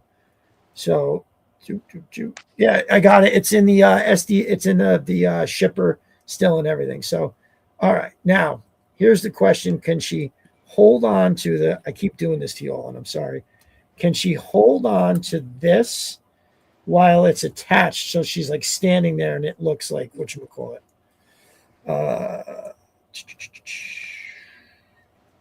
let me just kind of, see, that's a little sticky, but I can move and maybe if I could just get her arm to go down a little bit. Because, when you're standing there and you've got, you're just holding on to your, I think, there's a way I can probably make that work. So, but either way, that's not too bad. So no backpack, but she's fucking fire, dude. Yeah, I love this. Now, I won't go tell the whole story, but I've had this discussion before. And I put it on the timeline, and I had said, this is what I thought the Crimson Guard should have looked like. It should have been the Cobra Blue. And our brother, who is touring and everything right now, so we haven't seen him on timeline, our brother Doc Sewage, brother Ross, who is AKA Torch from Cold Slither, just an amazing dude. Actually DM'd with him over on Instagram yesterday. His amazing fucking metal band Exhumed is playing in Boston on October, which, Riptide, I meant to reach out to you about this. It's October, I think it's November 19th. I'll double check and get you the dates, but I think it might even be midweek, but it's November 19th. His band Exhumed is playing in Boston, and I was like, yo, I'm going to come out. I think Mark said he wanted to go too. I was like, hey, brother, fucking Mark and I are going to come check you out. And he was like, oh my God, hit me up. Day before. I definitely, I want to get some pictures with my dude. And so that he's the guy that did the Joe a day. And the way that he did his Joe a day was if he had 6 of a figure, he would do a Joe a day with each different figure. He had different shots for every day and fucking killer ones. If you guys remember that, how impressive that was. And I was like, hey, brother, I missed that Joe a day, man. What an epic run. And he even said, he was like, dude, so he's in his own band is touring right now, right? And then Cold Slither has been touring in support. They're doing it the Transformers Apology Tour, if you know what I'm talking about. So there's the band something of Unicron. Oh yeah. I know what you're talking about. And it's the Transformers Apology Tour for Killing Optimus Prime. And so he's been touring with them. And he said in a personal thing, he's moved from one he's like had to move his life. He got a new place, and it sounded like it wasn't, close. So that's a lot. And he was like, yeah, man, I just had to take a break. I was overwhelmed with all this other stuff. Actually, I don't think he used the word overwhelmed. It was just he's very busy. So also I'd love to get him on the show.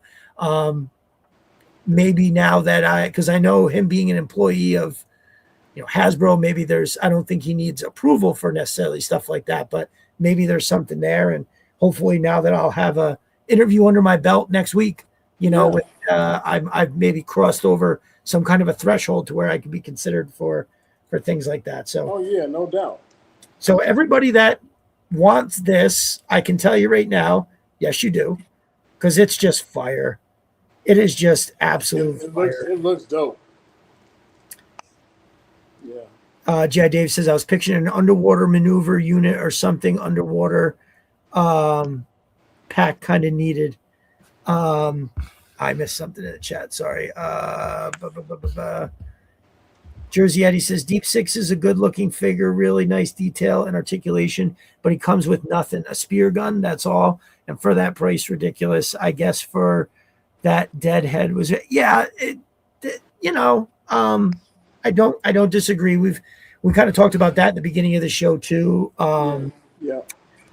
Just, the prices of everything. Oh, that's what Dave said. Hold the gold head under the arm. All right. You know what? That's another good idea. And I'm going to have to say yes. Or hold on, this is the picture I'm going to take. Is going to be this. He's going to be holding it and looking down at it. I can't get it to hold because I have to hold it at an angle for you to see. But it's going to be a little something like this. That's dope. Holding it up. Yep. A little something like that. Yep, that's what's happening. I'm gonna be doing that. So that's some wild shit, to say the least.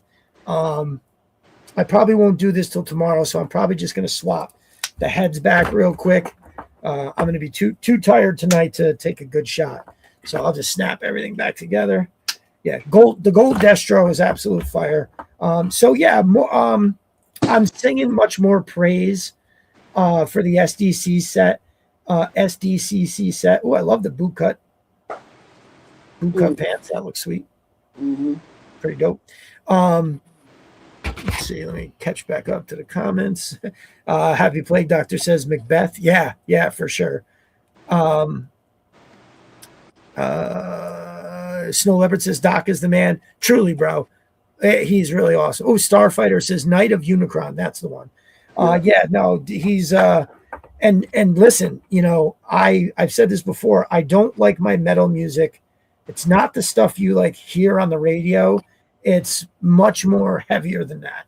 And that band Exhumed, that last album they came out with was fucking tits. Like really good shit. I'm not super hard to please, but it's amazing.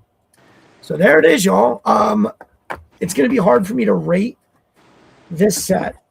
If I'm looking at price and everything, I'm probably going an 8. I feel like number one, people were super disappointed when they realized the chair that's in the picture, right? So like, yeah. So that chair, if the chair was with it, it's a 9.6, right? Yeah. Chair, because they are taking a real iconic part from one of the most well-known episodes, right? But I don't know. It's an SDC exclusive, so I think Serpentor's Lair kind of made that point that it wasn't like they were trying to push this on us in the main line. It's an exclusive. If you don't want it, don't get it. Right.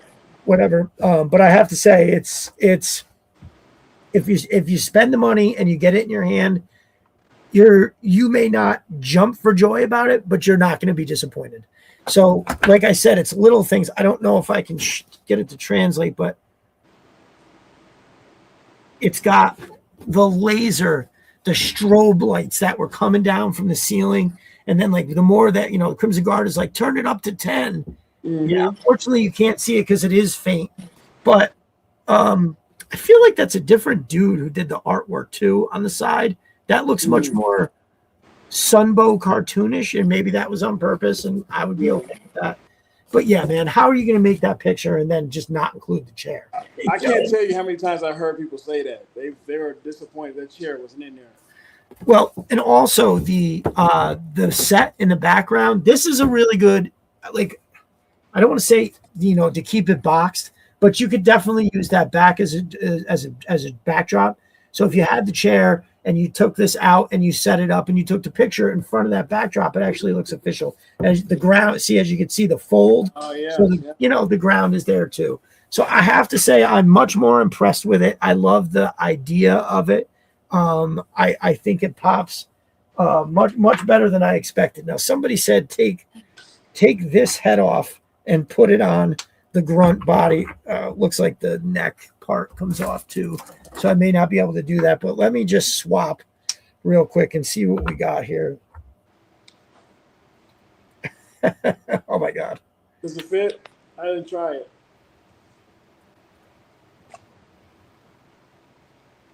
Now, I know why that looks, because it's just designed so differently, but let's take this head.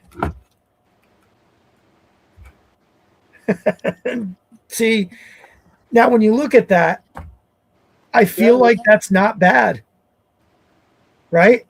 Yeah, no, yeah. I feel like that makes it look almost more proportionate. More like he's fit the suit, yeah. Let me see. Can I put this over it too? I can.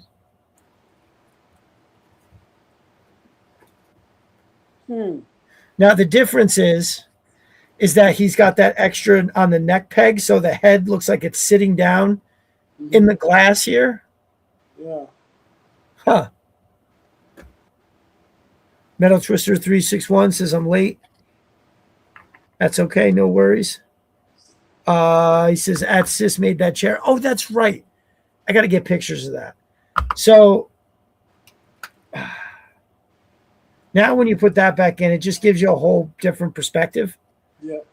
But I'm not gonna lie. I think that grunt head looked not too bad. You know, if you want to try, if somebody's up to trying to make it look a little bit different, but yeah. And this grunt figure gets a lot of hate because it's boring, but I don't know. I kind of liked it. It's really reminds me of that first run of Joe's that we got back in like in 82 going into 83. I don't know. I feel like it's better than most people gave it credit for. So, well, there it is, y'all. I'm settling on a 9 for Deep Six. I think it's fantastic. I love the way that they did everything. Again, the proportions take a second to get over, but it's fucking. He's badass. It's a badass figure. It's just like, and I feel like I'm not doing it justice with the way I have to hold it and the way we can't see the whole thing.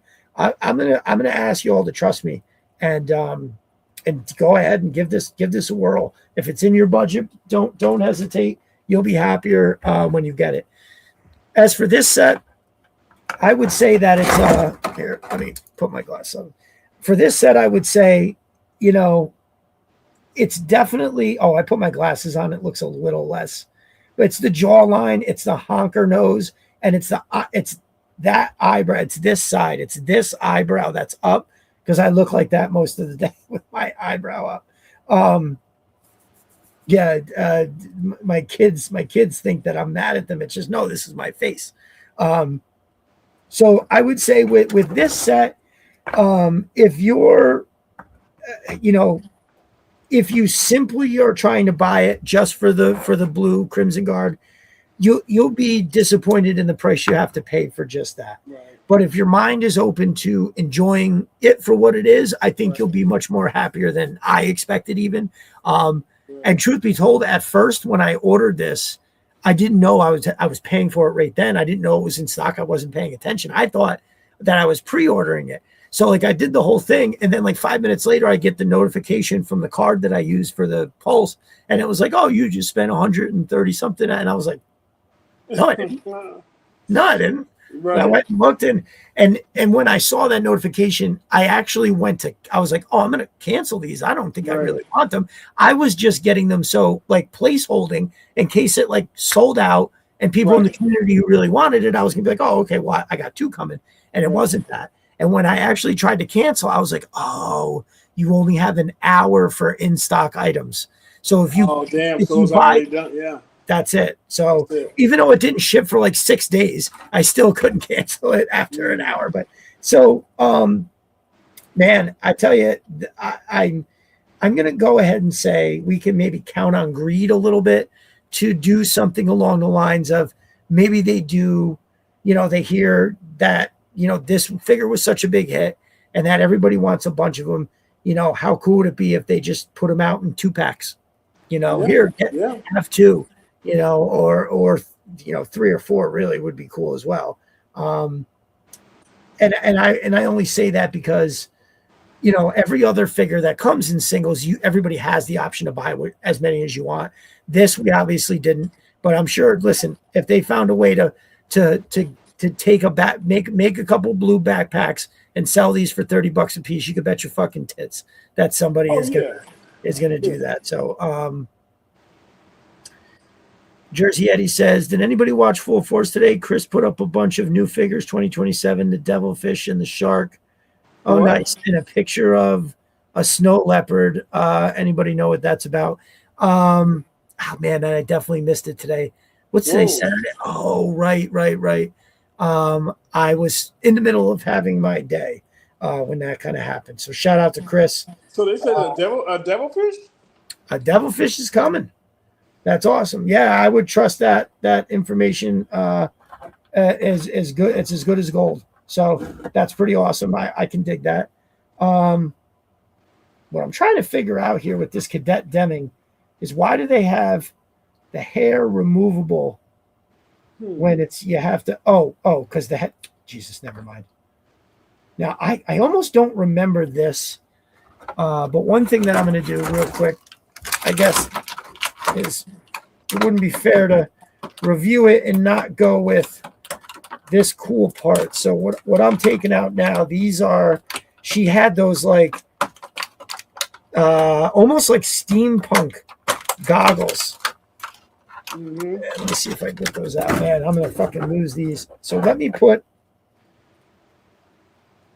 I mean, I'm almost certainly gonna have big dummy. I'm almost certainly gonna have the Crimson Guard head on almost all the time, but I gotta see what this looks like. Could be a game changer with him on, because she actually, I feel like I could do some kind of weird headcanon stuff where, if these glasses look like I want them to, she could be like bad bitch Baroness Apprentice or something like that. Mm-hmm. Yep. So yeah, okay. Well, a lot of times these glasses are always kind of a pain in the butt to put on, but guess what? They're dope. Oh yeah. Yeah, that's fire. Yeah, that's fire. What did Mulaney tell you? Yeah. Exactly. So, it was such an intense part. It just so happened because what I've been doing those Good Morning posts straight up in in order. So this figure coming out now, literally just by chance, coincided with me being at that part in the procession. I think it's the last of season 1. It is. Yep, right before Rise, took it to a Rise. Yeah. Hold on. Do I have them upside down? I think I might have them upside down. I feel like the nose bridge part looked a little. Oh yeah. I did have them upside down. That's even better. So that's fire. I think that looks amazing. Wow. Yeah. There she is. Yeah, just a pic of a cool looking snow leopard. Huh. Yeah, I don't know. Riptide says it better be O-ring. I know. Well, you never know. All right. Yeah, I have to say the glasses are cool. And if you wanted to recreate the scene where you have her climbing on top of Shipwreck, screaming in his face about what the fuck did Mulaney tell you, I think that would look cool. So here we go. I'm going to set that right there. And fuck yeah, I think we're going to wrap this up. I only went an hour over what I wanted to. It's all good. I thought 10. Well, I'm the one that's gonna be complaining first thing in the morning when I wake up. But I said, yeah, I was trying to end between 10. I got a lot of shit to do tomorrow, so yeah, I'm gonna wrap it up, fellas. So remember everything. My brothers Matt and Chris. Make sure you go to the Etsy page for. Oh, hold on a second here. Let me get this out of here.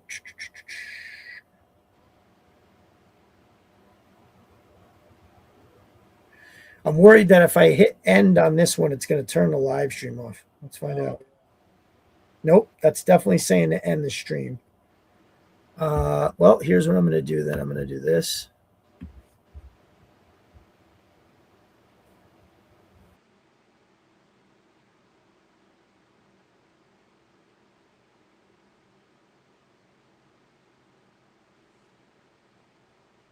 Can't hear you. Sorry, y'all. I'll be right back in. Hold on one sec. Yep. All right. There we go. Oop.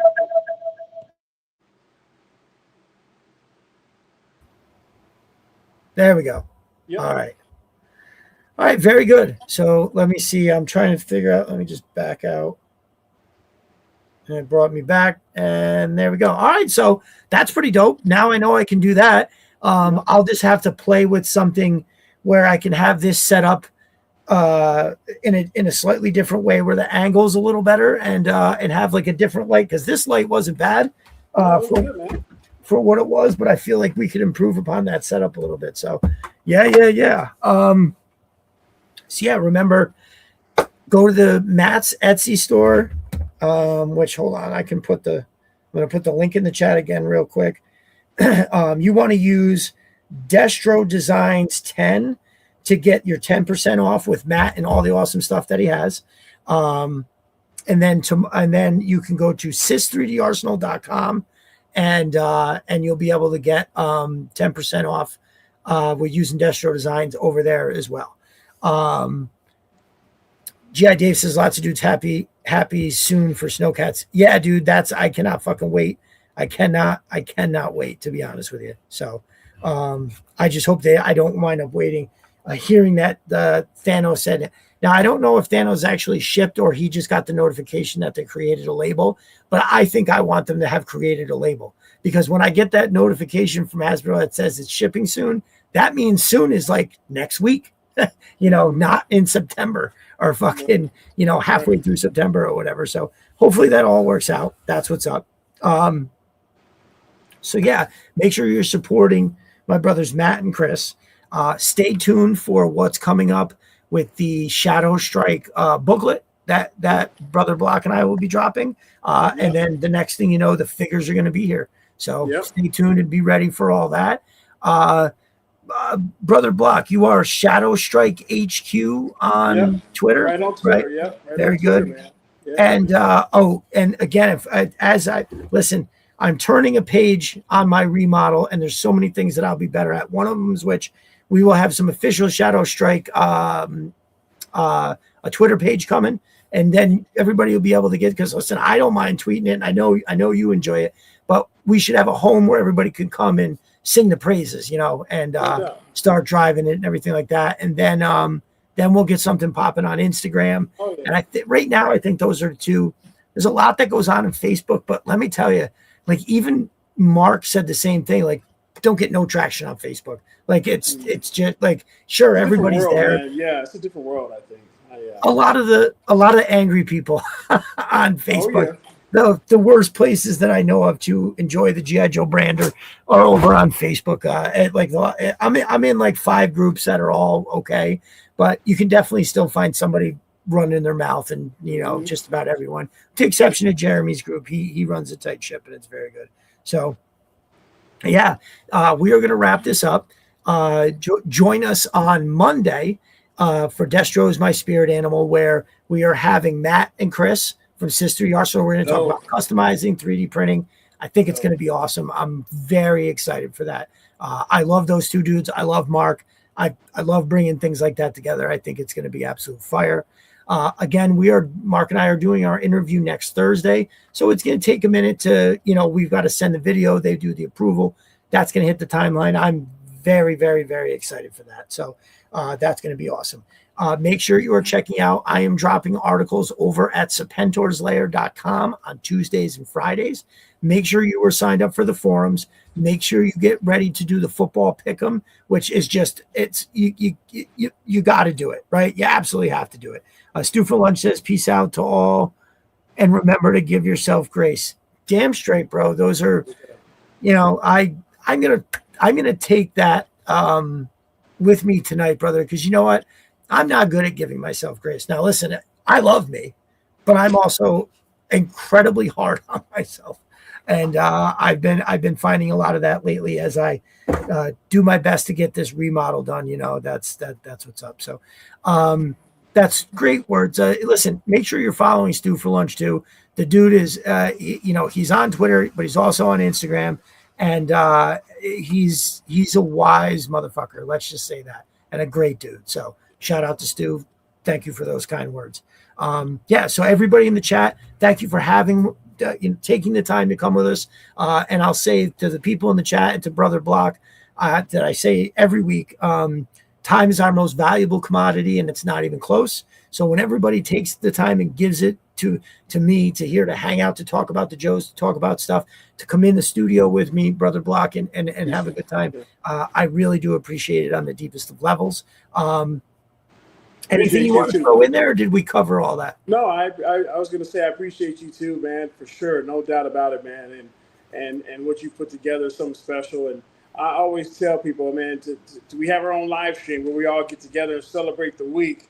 We all come together and celebrate on Saturday. My family knows I ain't doing nothing on Saturday, so they already know. They Nice. oh, he's going with Destro. He's Nice. gone. You come back and see us on Sunday. So I'm appreciative, man, and it's awesome that we have something we can all come together every Saturday, man, and talk. And I'm appreciative of you, brother. Thank you so much for being a part of Shadow Strike stuff.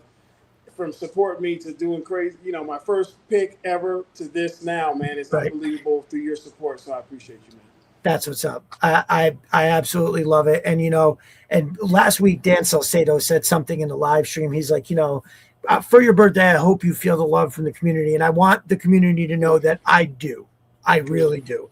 I don't think I've ever put anything into life like what I put into the community, but I've also never had the reciprocity. It's that's also part of like what was going on today is, not everybody is either capable or wants to be reciprocal in those ways or buy into what it is that I'm selling. But no, I love all you guys. Brother Block, I love you. I love everybody in the chat. The community is fantastic. And we wrap up another week and then we start a new week, on Monday with Mark. And I feel like it's a perfect way to, we're wrapping up the week here and then we're starting the new week over on Monday. I very much enjoy it. So yeah. Chris from Sister to Arsenal. Thank you, brother. Definitely love you too, my man. So yeah, everybody that's out there, enjoy your Saturday night. Enjoy what's left of your weekend tomorrow on Sunday. I will see everybody in the social media streets. And like I said, with everything we said, pay attention because there's always new stuff coming. And there's, I guess the interview and Matt and Chris over on Dimza on Monday. So that's going to be one you don't want to miss. So thank you all. Have a good night. All right. Have a good night, y'all. Peace.